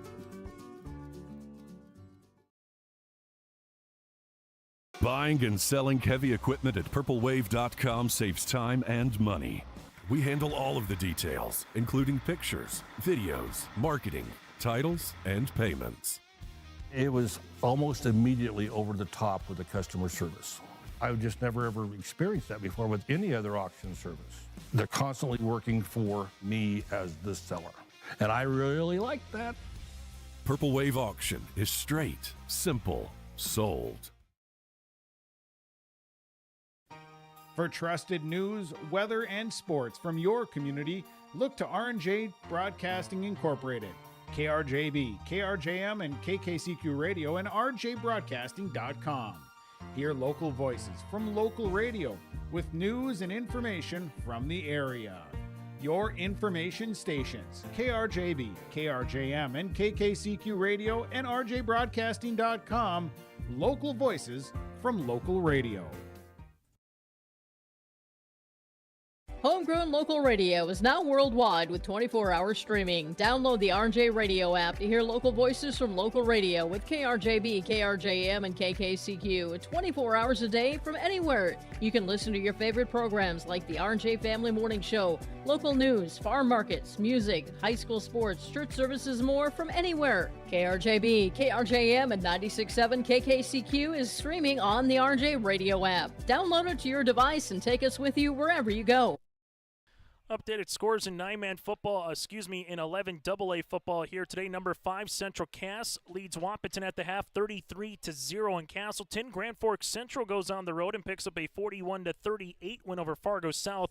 And the Kinder Vikings all over Red River tonight, 42-7 in AA football. AAA football, Shanley over West Fargo late in the fourth quarter, 36-21. West Fargo Horse taking care of business against the Fargo North Spartans, 48-2 with 2 minutes left to play, 48-13 with 2 minutes left to play in the fourth quarter. And Davies leads Cheyenne 30-20 at the half. That is a look at your out-of-town scoreboard and a final. Twins fall 3-1 against the Phillies tonight in the city of brotherly love. Back with more after this here on your LiveEvent.com. If you have concern or questions about the mental health of yourself or a loved one, Trail District Health Unit's Credible Mind platform offers convenient and confidential resources to help inform you about mental well-being. Credible Mind offers 21 different assessments to guide you in your mental health journey, from sleep quality and burnout to anxiety and depression. To get started today and learn about your mental, emotional, physical, and spiritual health, visit traildistricthealthunit.crediblemmind.com. High school football here tonight on YourLiveEvent.com. Chase Miller, Joey Hughes, Nathan Hoots on the sidelines, roaming here tonight for homecoming. And right now the Hatton-Northwood Thunder, they're a good 30 seconds away from beginning the second half. And if they play the way that they are here with the remaining of their schedule, they will host Richland on the 3rd of October. Then they make their way to Enderlin. A couple of notes here. The last time that they finished at least 500 in the season was 2015. When they went 4-4, their last above 500 mark was 2014 Hoots. So this has been a team that's gone through 9-man. They've gone through 11-man over the last 2 to 3 decades. But right now with this group, if you can get a playoff team and the players coming back next season, that's going to be a very dangerous team for the remainder of this year, but also 2026. Yeah, we talked about, potentially getting to play New Rockford in that first round game. That would be an extremely important experience for a young group of kids. Uli Bardian will come on for the kickoff here at the 40-yard line. First time we've able to see the transfer student from Spain here tonight. Nice end over and kick here for 9-man football. That'll bounce at the 30-yard line. It took a nice little pitching wedge backspin towards the 30, and fortunately for the Thunder, they got on the ball quickly there from Draxton. Yeah, nice hang time, and found a soft spot in the quote-unquote zone and dropped it in there. It's a good start, being able to pin him back, see if the defense made some adjustments here. It's always interesting to see how they align here in the first possession. At Northwood, if you put the ball in the end zone, whether you take 1 second or take 10 minutes off the clock, it would be mercy rule then here in this second half. If you're Maple River, got to find a way to get a defensive stand without giving up any points, and then see if you can get something going offensively here as they will go under center. They're going to run a trick play. This one goes to Ness, going down the field to Johnson, incomplete. Well, we heard from Coach Belke talk about they ran a hook and ladder twice. They've done a couple of different things on film, and they just showed you the double pass. They were going for the jugular right there with that double pass. That was, when you got guys that can throw the football at positions other than quarterback, that certainly adds some fun to the playbook and entertainment at practices, that's for sure. If I was playing college football against Joey Hughes, I wonder what that formation would be like throughout the course of Just a don't particular let them play game. with Ohio State.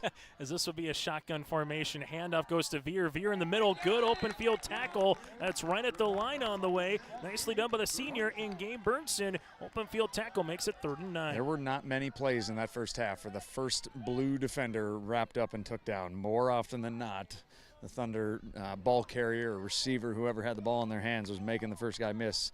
Shake and bake, a lot of that. But first guy took him down there, and they got an opportunity to get off the field. Thunder trips to the right-handed side as they will come out in the shotgun formation. And this is where we've seen Weston Anger at times make some plays, and we'll see a false start. Well, all 4 penalties tonight for the Thunder have been the 5-yard variety. It'll be 20 yards of penalties here for Hatton-Northwood and back them up to a 3rd and a 14. But like you said, they've been able to answer the bell every single time. And right now, you are defending the sticks and the sticks only. If you can keep them short of the sticks, you would assume that they're probably going to punt it here. Maybe they'll try to throw a bubble and see if they can break one again like they have multiple times today. As Anger, clean snap rolling to the far side of the field, and this will probably be coming back for a hold, but it's not going to matter right now. As Ticky trying to hold on to Anger, he does. He'll probably negate the penalty, bring up a 4th down, but we have seen the Thunder even on a 4th and 10 go for it, as that was different story. How many times did they snap the ball on their side of the 50, though? Very I mean, it's pretty easy to say, yeah, minimal. we're aggressive, we're going to go for it on 4th down when you're on your own, 45, but now you're on your own 25 is a big difference. Bring up a 4th down here. I was going to ask you, Hoots, in a situation like this, would you take the extra 10 yards, No. or do you just say Nope. It's 4th down, let's get off the field? Nah, you don't want to have to stop them potentially twice. But, yeah, you're forcing the punt team to have to come on and hope that maybe they shank one into the luxury box you have up there. As the wind is still whipping around a little bit, so the Thunder would get the benefit of that a little bit more towards their backs here in this 3rd quarter. As Warren Different punt stands returner, that certainly adds a little intrigue in here. at the 40-yard line, Keegan Schroeder will stand back at his own 20 on the way. The snapper is going to be Alex Veer. Right-footed kick, end over end high, booming kick into the nighttime sky. That Warren's going to let bounce at the 35, might have lost it in the lights, and it takes a Thunder roll of 16 yards, and that's where Maple River will begin this second half of play. Probably made the right decision not trying to field that in a little bit of traffic. The last thing you want to do is give the ball right back, but yeah, you probably sacrifice 15 to 20 yards of field position letting that thing hit the ground. This will be the worst starting field position for the Raiders. 6th drive of the game.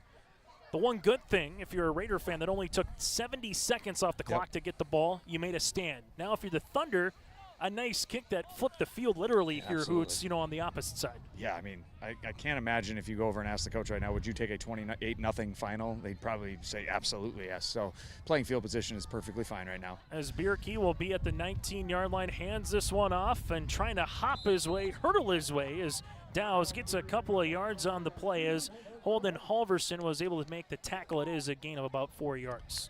And that looks like a much better play when you're up, multiple touchdowns. But I think they're going to, a little bit of pace here, see if they can, maybe tire out the defensive line of the Thunder, and those little 4-yard plays become 14 and 24-yard plays instead in the second half. Pistol formation, handoff, and the Thunder get in the backfield, and a hog tie here taken down for the loss, as we've said his name a good chunk, and Trayson Munkeby.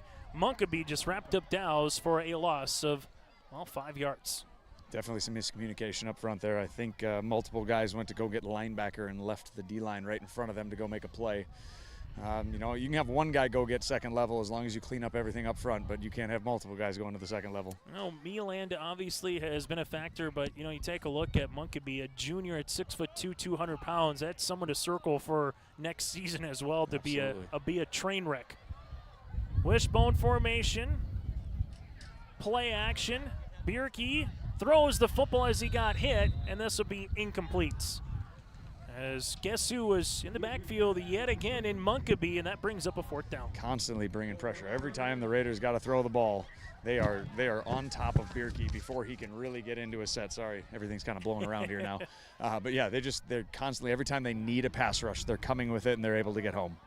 As the Raiders will come out to punt this football away, we have seen them fake it once. That has been successful. Another one, they called the timeout before the fake, but in this situation here, Take some serious guts to fake it way down here. You'd have some big cojones, as we'll see the 4th down upcoming. Dowse with a nice spiraling kick into the wind. That'll be fair caught at the midfield. Whew, really nice pump by Dowse as that one's going to go 33 yards as Schrader will pick it up at the 49. Might have been the prettiest spiral we've seen here tonight. That's exactly how you pierce it through the wind. That wind was gusting a little bit within the last minute or so, and it definitely was gusting when the snap was snapped there, and that's how you put it through the wind. Well, special teams is the third phase of a game here, Hoots, and we've seen good special teams play tonight from both squads. Certainly.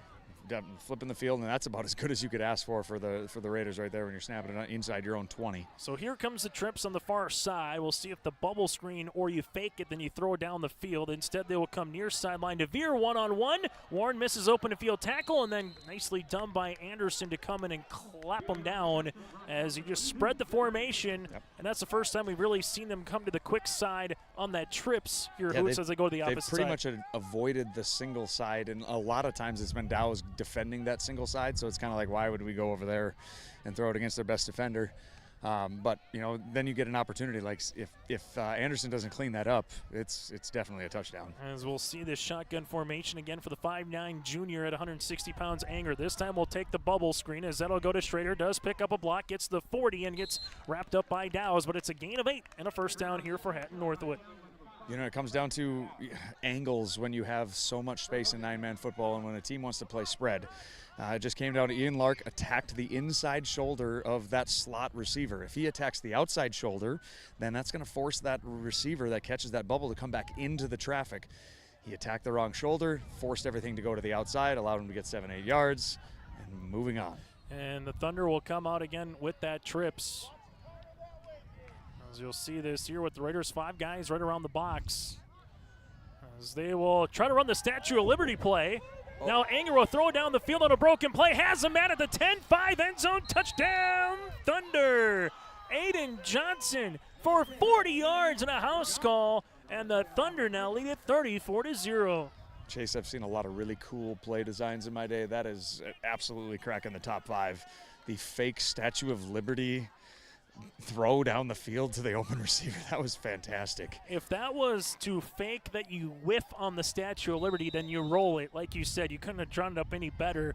I'm not sure if that might have been Hoots where they were going for the Statue of Liberty. Sure. Just didn't work, and then all of a sudden, boom, Johnson says, let's just run down the field and go, right? Good plan B. If it was actually called the way it was drawn up where they executed it, that was right on the spot. Veer, pitch, outside on the option, flag comes in, and we'll see if this is on the Thunder on the outside.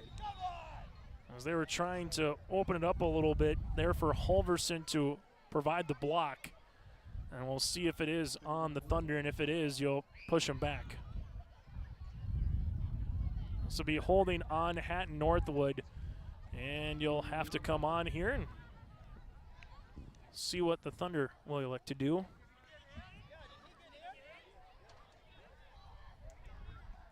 All right, so yeah, offensive holding. The try was successful, so they'll redo it again here, 10 yards from the previous spot, and we'll do this all again. Sorry, not from the previous spot, from the hold. So it should be, what are we on, the 12? 12-yard line, yep.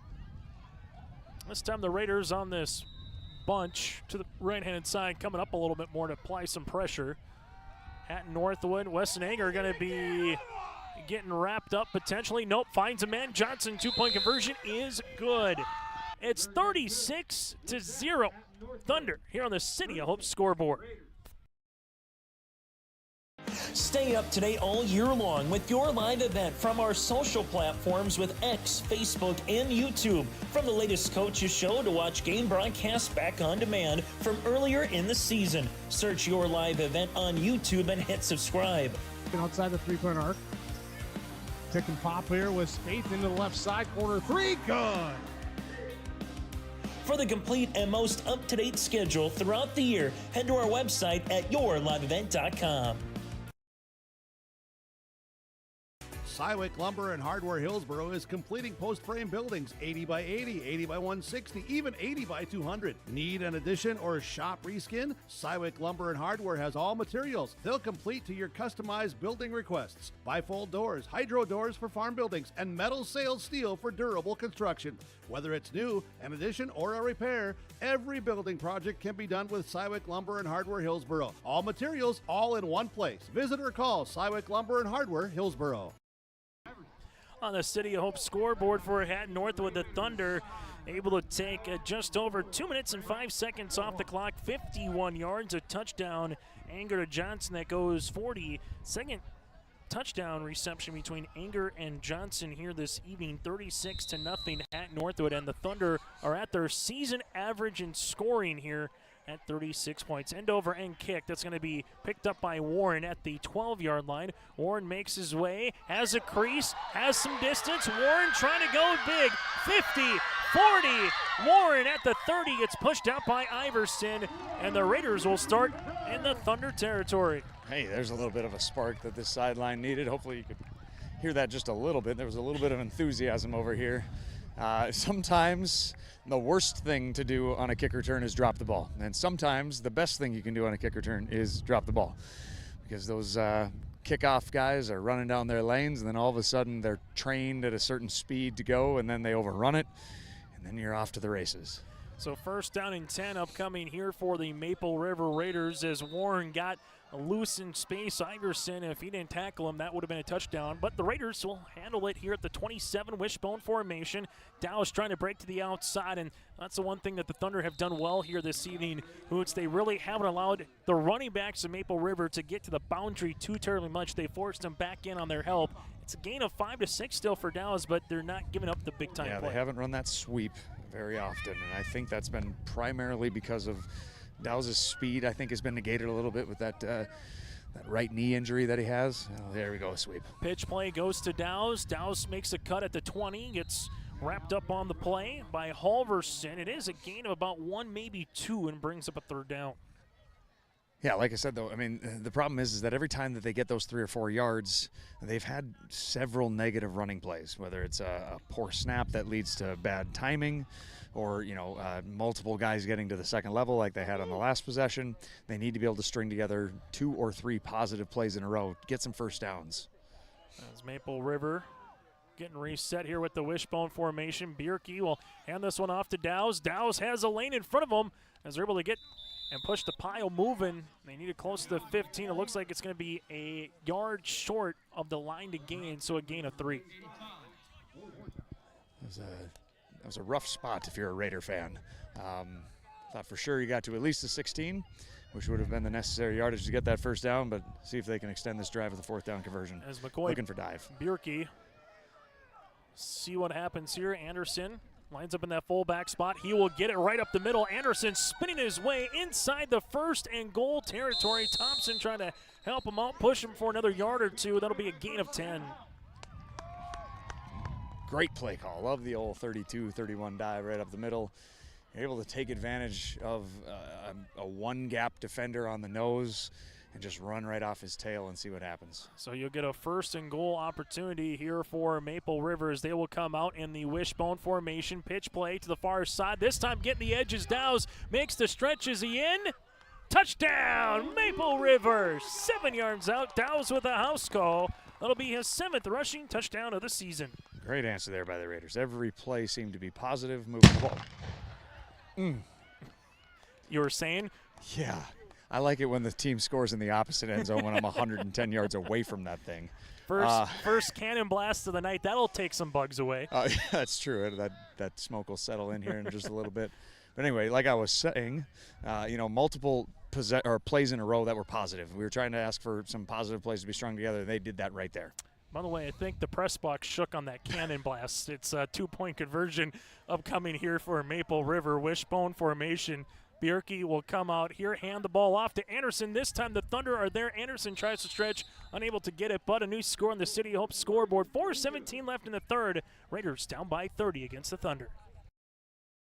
Fall is here, and that means harvest will ramp up quickly. How did your planter do this spring? Did you have the correct down pressure? Was your singulation spot on? Did you need row cleaners or a better closing system? This is Chris from Agassiz Precision Ag, your local precision planting dealer, and we are here to help. Discounts, 0% financing, and $50 per row rebates on most all systems will give you the tools to improve your planter pass. Give us a call at 701-636-2119 or visit planterdoc.com. Have a safe and profitable harvest. Partnership is a way of life here in the Northland. It's about pitching in to help our neighbors, making lending decisions locally, honoring long-term commitments to farmers, Main Street businesses, teams, schools, and rural communities. We're more than just a bank. We're a community partner, working constantly and diligently to enrich the lives of everyone we serve. Bank North, always true. As the Raiders will come on and kick this one away. Ulibadi will come on for the kick, as this will be at the 40-yard line. Had a good end-over-end kick that went to the 30. We'll see what he does here in his second kick off of the game here for the Raiders. This one might be the old onside, and they work it to a charm if they can get on it. It looks like they do with Dow's at the 46-yard line, and it will be Raider football right underneath us, and that was textbook. They were looking maybe for Warren. Dow's comes there as it misses both Warren and the Thunder, and you got to get an extra possession somehow if you're Maple River, and Ulibari right there did a heck of a job. That was really, really well done. You know, a lot of times when you're onside kicking it, you give it away by timeout at Northwood. What were we going to say there, Hoots? You know, usually you give it away like you stutter step and you slow down and, you know, it looks different or you align differently. He did a really nice job of, he caught me off guard. I was not expecting that, even though we should have been looking for it.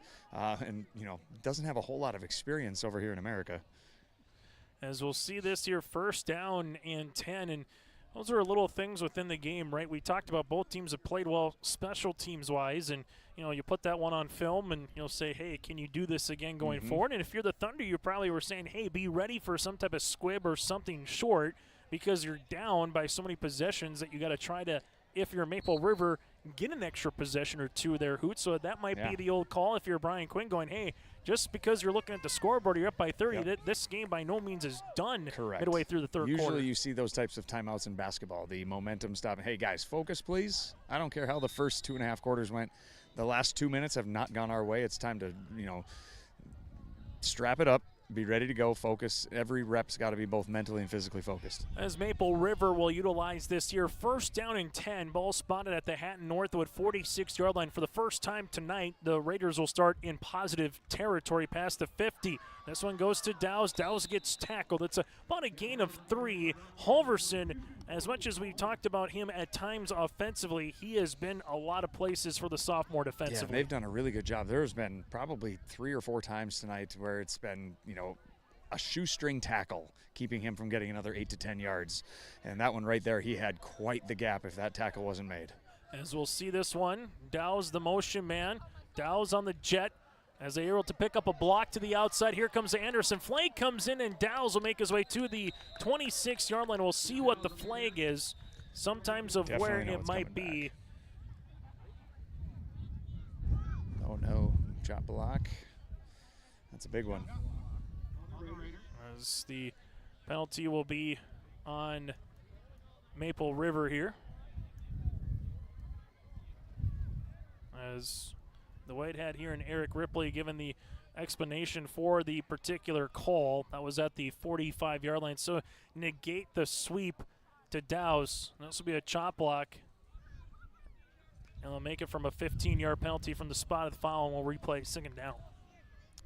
Yeah, that certainly hurts because I had to have gotten 15 yards on that play. You're kind of looking for the old, you know, you're going to say you're coming in from a wide receiver spot trying to chip the defensive end or the outside linebacker, right? Did you have a good view at it? Was it? It was close from where it was. As now it's going to be second and a country mile. Warren on the end around option here, and Warren and Munkeby comes in, as Hoots has talked about the shoestring tackles, and there it's made once again. You know, there's so many teams that will just trail from behind and try to eventually catch you. They are very good at, I may catch you, but it's going to be 15 yards down the field. I'm going to dive now, try to swipe at your heels and see what I can get. And they clearly must work on that. Third down upcoming as they will need to get to the 36-yard line here of Hatton-Northwood for Maple River. I formation as they go under center. Bierke, play action, has some time, steps up, fires into the wind, and this is going to be picked up by Johnson. And Johnson is looking for a house call to the 30, to the 20, to the 15, and Jonah Thompson will come up and wrap up the man in Johnson at the 12-yard line. Second turnover of the night via the pick, that is, from Maple River. They're third in the game with the fumble at the end of the half, and both times coming up with it is Aiden Johnson for his first and second interceptions of the season. That was a great route. That route, he read it. He saw that there was no way. The Raiders haven't showed any type of a real downfield passing game, so anytime they make a single move, they're not going to bite and go for a double move. Made a real good jump on that play on that deep out. Finished it off. Especially when it's, again, third and a country mile. You can kind of almost bait a man a little bit defensively. Yep, absolutely. Weston Anger, shotgun formation, twins both left and right as the Thunder will spread them out. Halverson, motion man on the read. Anger now will keep it, able to get to the far side of the 5-yard line, and he's taken down there. It's going to be a gain of 6.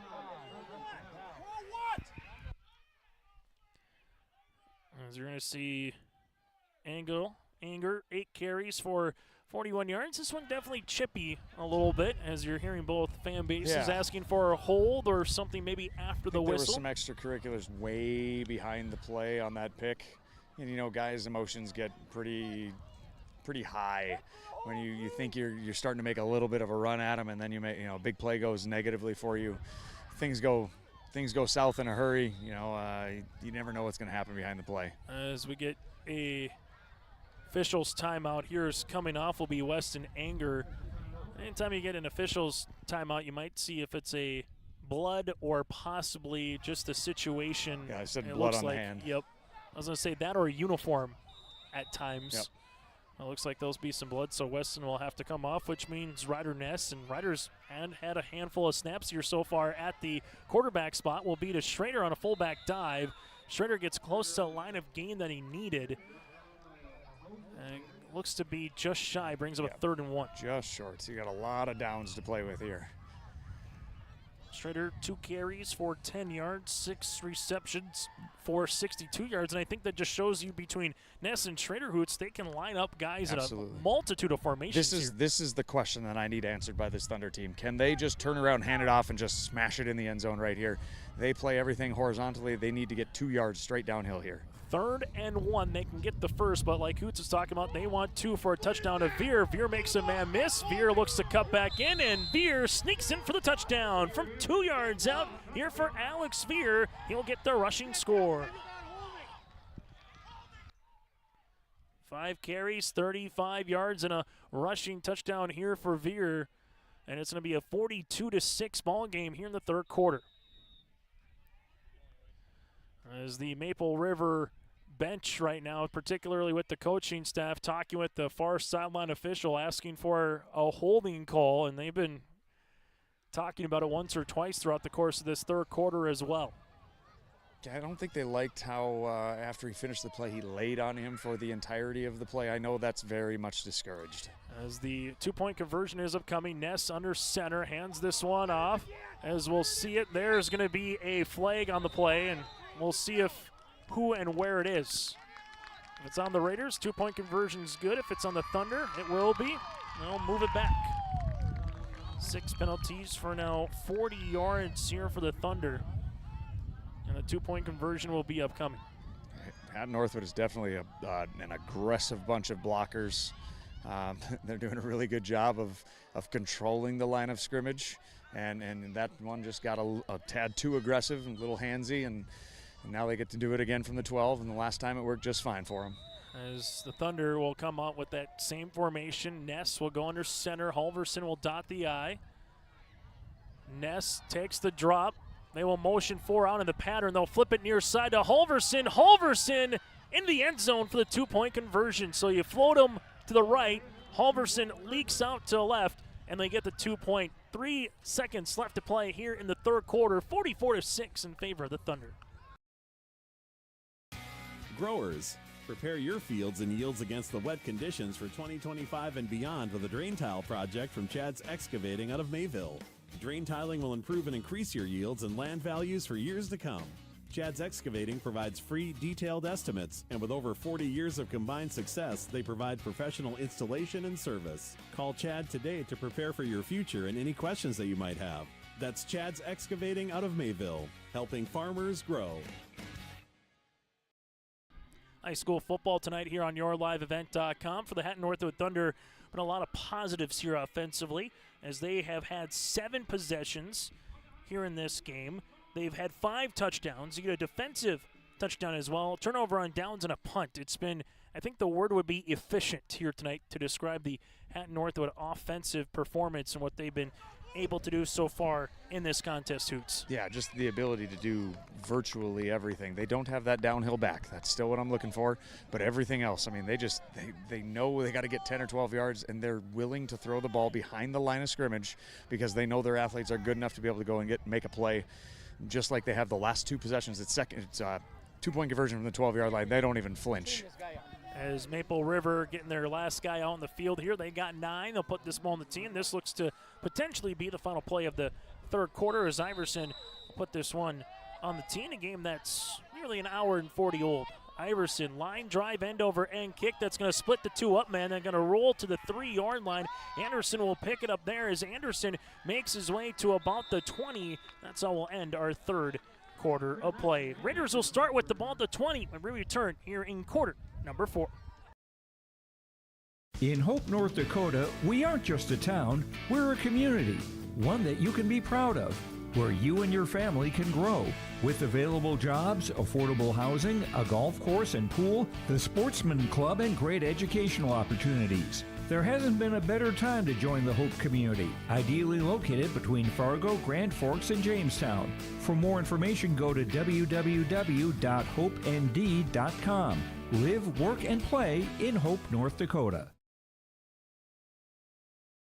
Dakota Heritage Bank, serving you with locations across North Dakota and northwestern Minnesota, has a strong background in ag and business lending, but they can also help with any auto, recreational, personal, or home loans, including home equity lines of credit. Dakota Heritage Bank is a family-owned community bank where decisions are made locally. Our friendly staff greets you with a smile, takes the time to get to know you, and can help you with your banking needs. Visit us online. Dakota Heritage Bank, Equal Housing Lender, member FDIC.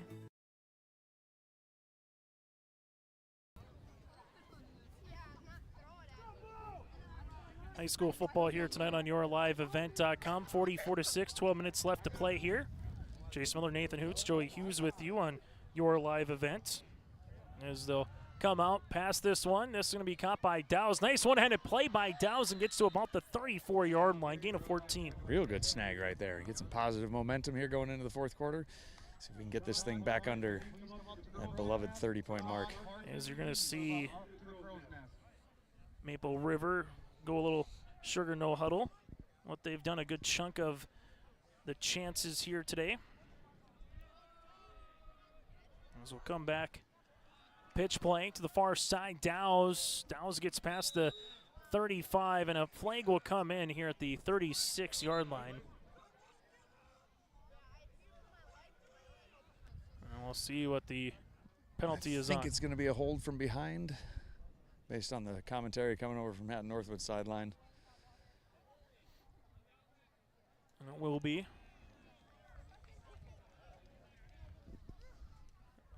As they're going to ask if you take the second down and 8, or you move them back 10 yards, and when you're up by 30, you can maybe say, let's just decline it and get to a second down. Yeah. And it will be, so you get 2 yards on the rush. Sure. And that's just fine. Like you said, it's running. They decline it. Let's move on, play second down. Sorry, third down. So we'll see this one now. Second down on the way.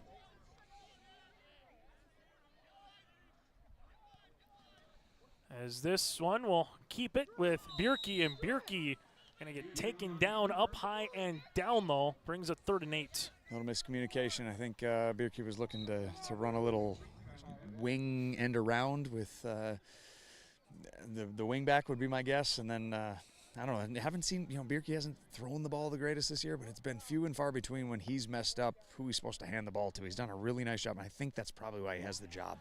He does a good job of managing who gets the ball, and there haven't been any miscommunications between him and his backs. As we'll take a timeout here, Maple River wants to talk it over. We'll break with them. Under 11 minutes to play on the City Hope scoreboard here in quarter number 4.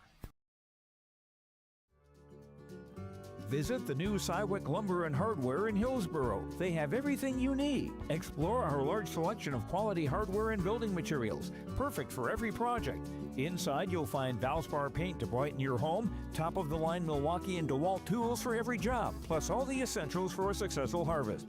Flashlights, glass cleaner, paper towels, scrapers, grain shovels, and more. Make your next stop Cywick Lumber and Hardware in Hillsboro.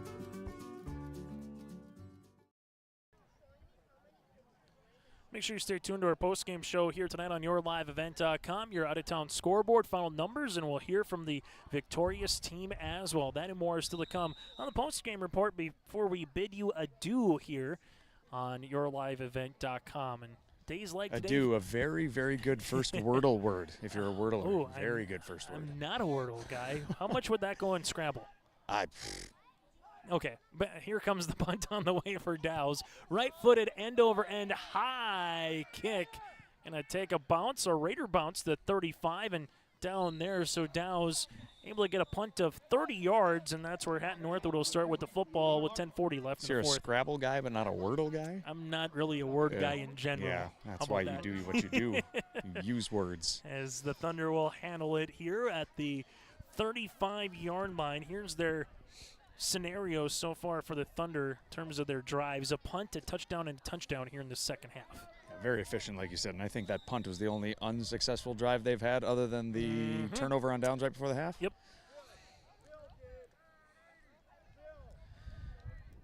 As you'll see this one to Schrader. Schrader gets the catch. Schrader with the first down and taking Raiders with them past the 50 to the 49, a gain of 16. Starting to see a little bit of subbing here by the Raiders. I think they've gotten pretty. I don't think any injuries, but I think they've gotten banged up throughout this game, and just trying to move on to next week. They got Lemoore next week, followed by Wyndmere Lidgewood and South Border. They got kind of the tough end, the opposite type of schedule that Hatton-Northwood got, where they got all the big dogs right away, and Maple River's going to be finishing with the big dogs. 7 catches for 78 yards for Schrader. He's got 88 yards of total offense here tonight with 2 rushes for 10 yards as well. This will go to Veer to the near side. Veer trying to make a man miss. Nicely done by Thompson. Dows and company there to come up with the tackle, and it'll be maybe even a half yard on the loss. That was a good reaction from I think the backers are the secondary is playing a little tighter right now. Just, trying to, who cares if they go over the top? Let's just make sure that they don't get 7-8 yards and just move the ball slowly down the field on us. You can see why Weston Anger is at 70% completion percentage on the season here. He's 14 of 17 tonight for a $163, and he's also has a couple of passing touchdowns. Oh, yeah, more often than not, he's just flipping his hips and throwing it out to a wide open receiver, behind the line of scrimmage. So, yeah, that certainly helps the completion percentage. Definitely was jaw-dropping when I saw the stats coming into the game. As there it is to Schrader again. This time it's blown up by the Raiders. All nicely done by Anderson. Able to see that one. That'll be a tackle for loss for 5. That is something they've been looking for a while now. Unfortunately, that guy has been blocked virtually all game long. First time he's come unblocked, and that's what you worry about when you run a spread offense, is that if the receiver whiffs or blocks the wrong guy, then those type of plays blow up an entire series. Because now you're looking at 3rd and long rather than 3rd and 5. It's probably, they lost 5 instead of gained 5 on those plays that they have all game long. So you get a 3rd down and long upcoming here for the Thunder, as now Veer will come in and play that little slot on the trips to the near side here for Hatton-Northwood. 3rd down, Weston Anger looking down the middle of the field, taking a shot to the aforementioned Veer. This one is incomplete. Able to get there defensively was Bierke, But the hands up, able to bat it down, brings up a 4th down. Yeah, he kind of took a chance. He undercut that ball instead of staying over the top. Typically, when you play safety in cover 3, you are staying deeper than the deepest. He decided to take a little bit of a chance there and undercut it and almost had a perfect play. This is one of those nights from a weather-wise suits where it felt like summer to begin with, and it feels like fall to end with here this time of the year in October. Yeah, I'm just glad this wind has been beautiful because now the bugs have gone away. As Maple River going to make a quick late substitution. So 4th down, Thunder will go for it, needing the 38 for the first. Anger has a pocket, now steps up. Anger evades one tackler. Anger trying to do the same on another, and there's going to be a flag, and it's going to be a face mask. Owen Tickey got his hand just enough. Now the question is it a personal foul or is it just the 5-yard variety? That'll be the question. They're just going to say it's a face mask here on Maple River. That's a personal foul. Hoots again from the spot of the foul in high school compared to college or the pros. Talk us to what the difference is when it's 4th and 22 as an example. You can get a 5-yard variety here. I believe it's from the previous spot. As they will mark it from the penalty. So it's from the spot. Okay, all right. So 3 penalties for 23 yards for Tickey. For the offense. Anger going to lose. Probably just punting now, I would guess. Yeah. Or you could just throw it deep and hope, and you're up 38. So clock's going to wind regardless here. And like I said, we just really haven't seen the Thunder punt tonight. Done it one time so far in this game. Maple River, they're going to bring 4. Anger to the far side of the 40. Tickey trying to chase him down with Anderson, and this time able to push him out of bounds at the 45-yard line. So a gain of about 2. It'll be a turnover on downs, and that's where Maple River will start with the ball. Just a good pass coverage downfield. You had guys yelling for the ball, and I'm looking going, I don't know if you probably want to throw that pass right now. You're short of the sticks, and there is defenders in your general vicinity. I think the quarterback just made a business decision and just ran it out of bounds. Go play some defense. Maple River will see this at the 45-yard line, excuse me. I'm going back to Hatton-Northwood Thunder. This football program trying to make the playoffs. And we get a timeout on the field. We'll talk about those playoffs here. Co-op formed in 1999. They've never made the postseason as a co-op here for Hatton-Northwood. And you go back through, they played 9-man from 2021 to present. They were in 11-man football for 2 years in 19 and 20. 9-man for 5 years again from 13 to 18. They were in A from 12 to 2007, double A from 06 to 05. So, Hoots, this has been a roller coaster in terms of who are you playing, where are you going, how are you getting formed. But this Hatton-Northwood team, if they can win here tonight, they win out the rest of their schedule, they'd be 5-3. First winning season since 2014 from an overall record, and it will be their first in terms of a playoff opportunity for a playoff win, that is. They made the playoffs. They've never made it for the second round of the postseason. So they made it a couple times, but they've never had a playoff win since they formed the co-op in 1999. I can only imagine the excitement level that's brewing there. I coached a team for 9 years, and in my 9th year we made playoffs for the first time, and the excitement level that was in the program and the communities was electric. As Bierke going to step up, fire, throw, force for Dow's, and Dow's able to get the first down and some. We had a fumble after he stepped out of bounds, and lots of guys diving on the ball. I love seeing how people are not giving up on this game, even though they're under 7 to go in a running clock type of game, still playing everything out. Also, the Hatton Flyers lost a 9-man championship in 1998 to Divide County, the Maroons, and the Northwood Trojans won a championship in 1985 over New England, 26-14. Catch this stat. 40 years ago, they won a championship for the Northwood Trojans, outscoring their opposition 509 to 88. Wow.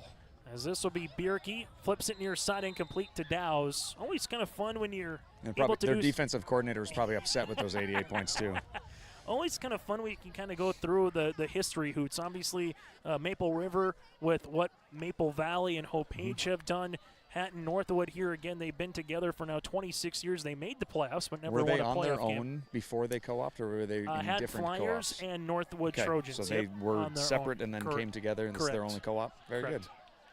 I love seeing long-term co-ops. That's awesome. Second down and 10. Bierke at the 40-yard line. Bierke going to step up at the 35-30. Bierke gets tackled to about the 27 for a gain of 6. I think if you were to ask Coach Belke, what would he like to see the next step in the development of Bierke, I think it's that right there.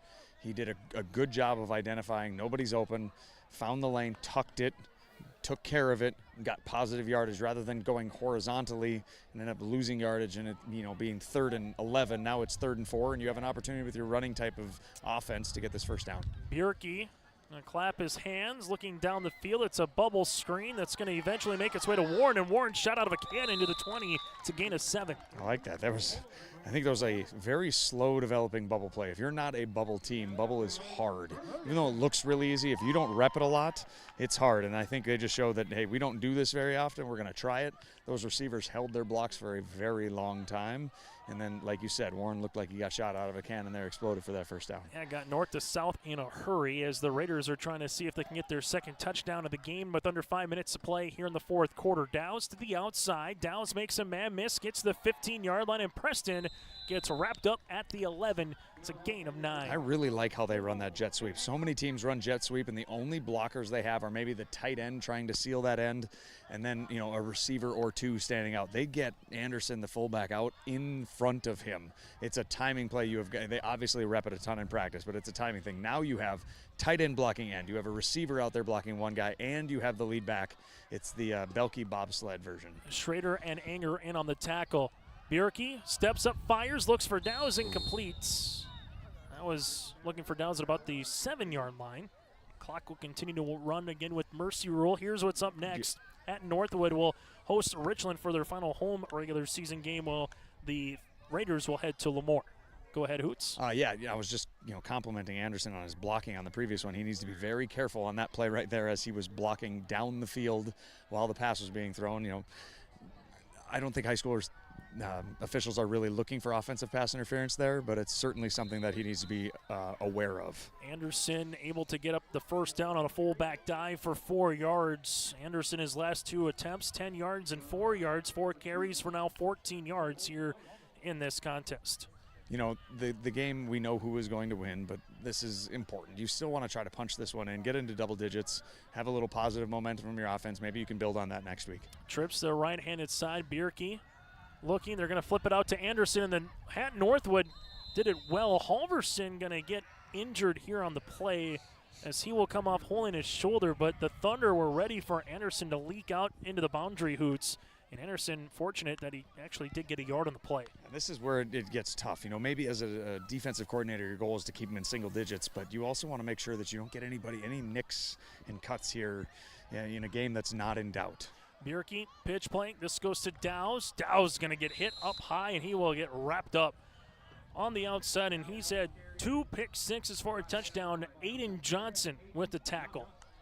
Yeah, the guy can play both the run and the pass. That's something you don't necessarily see with corners. They're more finesse guys more often than not. This guy's not afraid to come up and make a hit. As you get twins both left and right pistol formation, Bierke has Dow's open in the end zone, and Dow's has a second touchdown of the game. There was a well-executed play, and I think it had to do with a little miscommunication on the coverage, but just as often as that's happened with the Raiders, happened with the Thunder right there, and the Raiders took advantage. 3 catches for 34 yards and a touchdown here for Dow's. Passing touchdown here for McCoy Bierke. That'll be his second of the season. And Maple River will go for the 2-point conversion here, down 44-12. Trips to the right-handed side as you'll see Bierke coming out in the pistol formation. Bierke gonna roll, flip, fire, throws, and they give it to Dow's, and he gets the 2-pointer. New score on the City Home scoreboard, 44-14 here late in the fourth.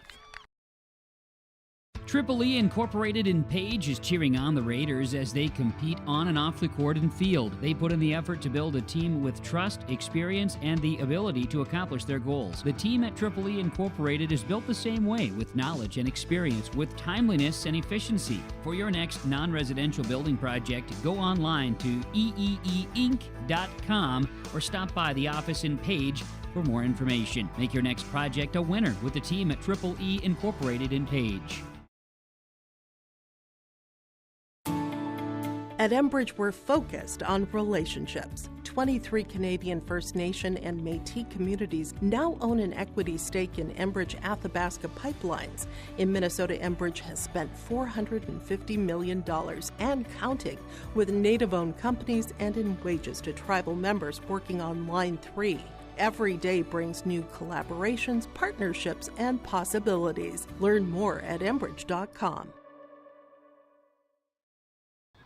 High school football here tonight on YourLiveEvent.com. Chase Miller alongside and Nathan Hoots with you here tonight as the Maple River Raiders will put this ball on the tee. We have seen an onside kick that came through and worked out awfully well. See if they're able to do that again as the ball will hit to the tee at the 40 and take a little bit of the wind. As Hatton-Northwood pretty much bringing everybody up to the line of scrimmage here at about the 50-yard line. As this one will come, end over end kick, got to go 10 yards and goes about 9, and it'll be illegal touching, and Hatton-Northwood will take the ball. Didn't go quite the 10, but I like the opportunity to, even work on that. You're not going to come back and get this one, but I'd rather see you try to pop one in the air and work on it because you might need it later in the year, maybe against Wyndmere later. Just have it good practice rep in a game. Able to handle that one, and all of a sudden, for all that Hatton-Northwood Thunder needs to do is pretty much put the ball to the turf with a knee, and you can come out of here with a road victory tonight here for Hatton-Northwood. And in doing so, they really have everything in the control of their own hands now. At 3-3 on the season, if you can take care of business against Richland and Enderlin, they control their own destiny for the postseason here, and that's just a matter of how high can you go. More than likely, losing to Lemoore, Litchfield Marion, South Border, and Hankinson, they would probably be the 4th seed out of this region. It's good to see Holverson back in as he gets a gain of about 2 yards and a timeout here for head coach Sean Belke, as Belke also going to get some substitutions into the game here for the Raiders. Yeah, you might look across and go, why are you calling a timeout? But all head coaches at this level understand that you gotta have 30 seconds to get organized, make sure that everybody's in the right spots. The last thing you want to do is a kid gets his only 2 reps of the game and he's standing in the wrong spot that he's never practiced. So just making sure that everybody's put in a position to succeed, give them an opportunity to do their best. One guy, he had 2 picks tonight with Anger Johnson, and then set up some short fields with a touchdown as well. Also here, he's had that 40-yard, the fake Statue of Liberty went down the field, got the touchdown, had the first score of the night as well here with Aiden Johnson from Anger. He's definitely put himself in an Enbridge player of the game. I think, Hoots, you can argue too, maybe offense and defensive lines here at particular times for Hatton-Northwood or the front guys, if you will. They've kind of gotten after it a little bit here, particularly on the defensive side of the ball. Yeah, the big fellas up front have dominated on both lines of scrimmages, and that's something that translates really well to postseason success, and when the weather starts to turn cold, if it ever decides to do that here during this season, that's something that gives them an opportunity to be successful. As you'll see the Thunder coming out here as they will again have Ness here in a pistol formation. 2nd down upcoming. 2 wide receivers left-handed side. Ness going to flip it over the aforementioned Johnson. Johnson at the 45-yard line. Gets the 40, gets tackled there. Gain of about 6 yards. Just keep running the same stuff over and over again. If it's worked all game, you might as well keep on doing it. 3 catches for 80 yards. The only thing for Johnson from his average is that he had 2 catches for 2 touchdowns. So that's going to hurt the average just a skosh, but brings up a 3rd down upcoming. 1 more play, maybe 2 here left in this contest. Again, post-game show coming up. We'll get to our Enbridge Energy Player of the Game, our also Agassiz Precision Egg Play of the Contest. That and more here on homecoming night in Hope, North Dakota, and Hatton-Northwood. I've gotten one step closer from trying to be a playoff team here in 2025. Under 40 seconds left to play here in the 4th quarter. Ness goes under center. This should be the final play, as it'll be a broken play here. Ness going to step up, fire, throw, gives it to Schrader, and then Schrader just smartly takes a slide at the 41 to bring up a 4th down. That should likely be the last game or play of the game. Under 40 and the clock is running. You're short of the 1st down. It appears that they are getting a line for the handshakes.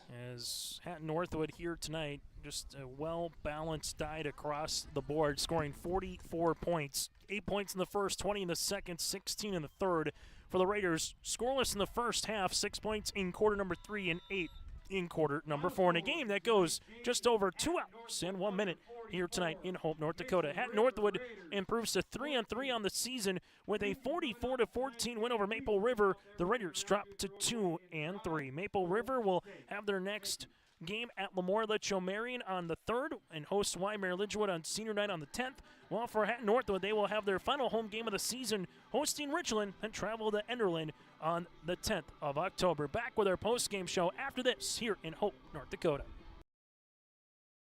Hometown Community Bank serves both the Hope Page and Maple Valley School Districts in Page and Fingal, North Dakota. If you're interested in an ag loan, real estate, consumer, commercial, or HELOC, give Dwight a call at either branch location. Reach out to Janine about investing in a certificate of deposit or save by opening a money market account. Proudly supporting the Maple River Raiders and wishing the athletes and coaches a successful year. Hometown Community Bank is an equal housing lender and member of the FDIC.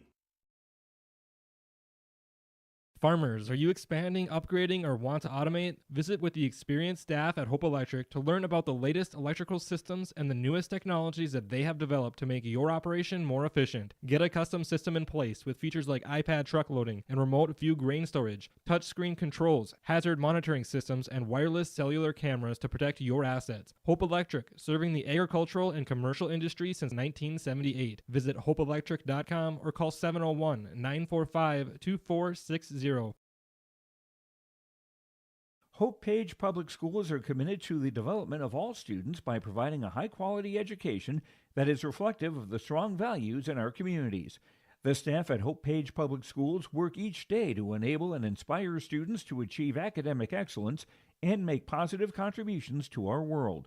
Learn more about Hope Page Public Schools by visiting hopepage.k12.nd.us.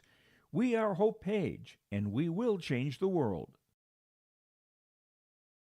Post-game show here on YourLiveEvent.com as we get now to our player of the game and our play of the contest. First, let's get to our play of the contest, brought to you in part by Agassi Precision Ag, your featured precision planting dealer in Hillsboro. And whether it was drawn up this way or not, it worked to perfection. Ball at the 40-yard line. You had the ender or the Statue of Liberty play where Anger put the ball all the way behind him and had the running back whiff. Now, if that was called or not, it worked out because an Anger rolled on the far side and threw it to Johnson, who was streaking down the field for 40 yards and hoots. You said that was one of the best play call designs, and even if it wasn't necessarily called that way, it worked just to perfection. I can't wait to hear from whether it's Aiden or Weston or Coach Quinn. I want to know, is that what was designed? I got to know, because if I ever decide to coach football again, that might be one of the first plays in that special zone of the play calls that you go, yeah, we need a big play. We're going to run this one. That was pretty awesome. Your local precision planting dealer, Agassi Precision Ag in Hillsboro. Visit planterdoc.com. That's planterdoc.com. It's now time to get to our Enbridge Energy player of the game, and I think you got to at least put Aiden Johnson in the mix here again for Hatton-Northwood. 2 receiving touchdowns, a couple of picks as Hatton-Northwood just breaks their respective huddle, and we'll hear from the coach and the players here in a second as we'll allow Nathan Hoots to make his way down towards Hatton-Northwood's area. But on Enbridge, go to enbridge.com for career opportunities. Life takes energy. Obviously, Johnson's probably part 1, and then part 2, the offense and defensive lines a little bit here tonight as well. But Johnson had a real nice performance. Weston Anger did as well. We'll take a quick break. When we come back, we'll get to our post-game show continues with our Dakota Heritage Bank post-game conversation. That is next.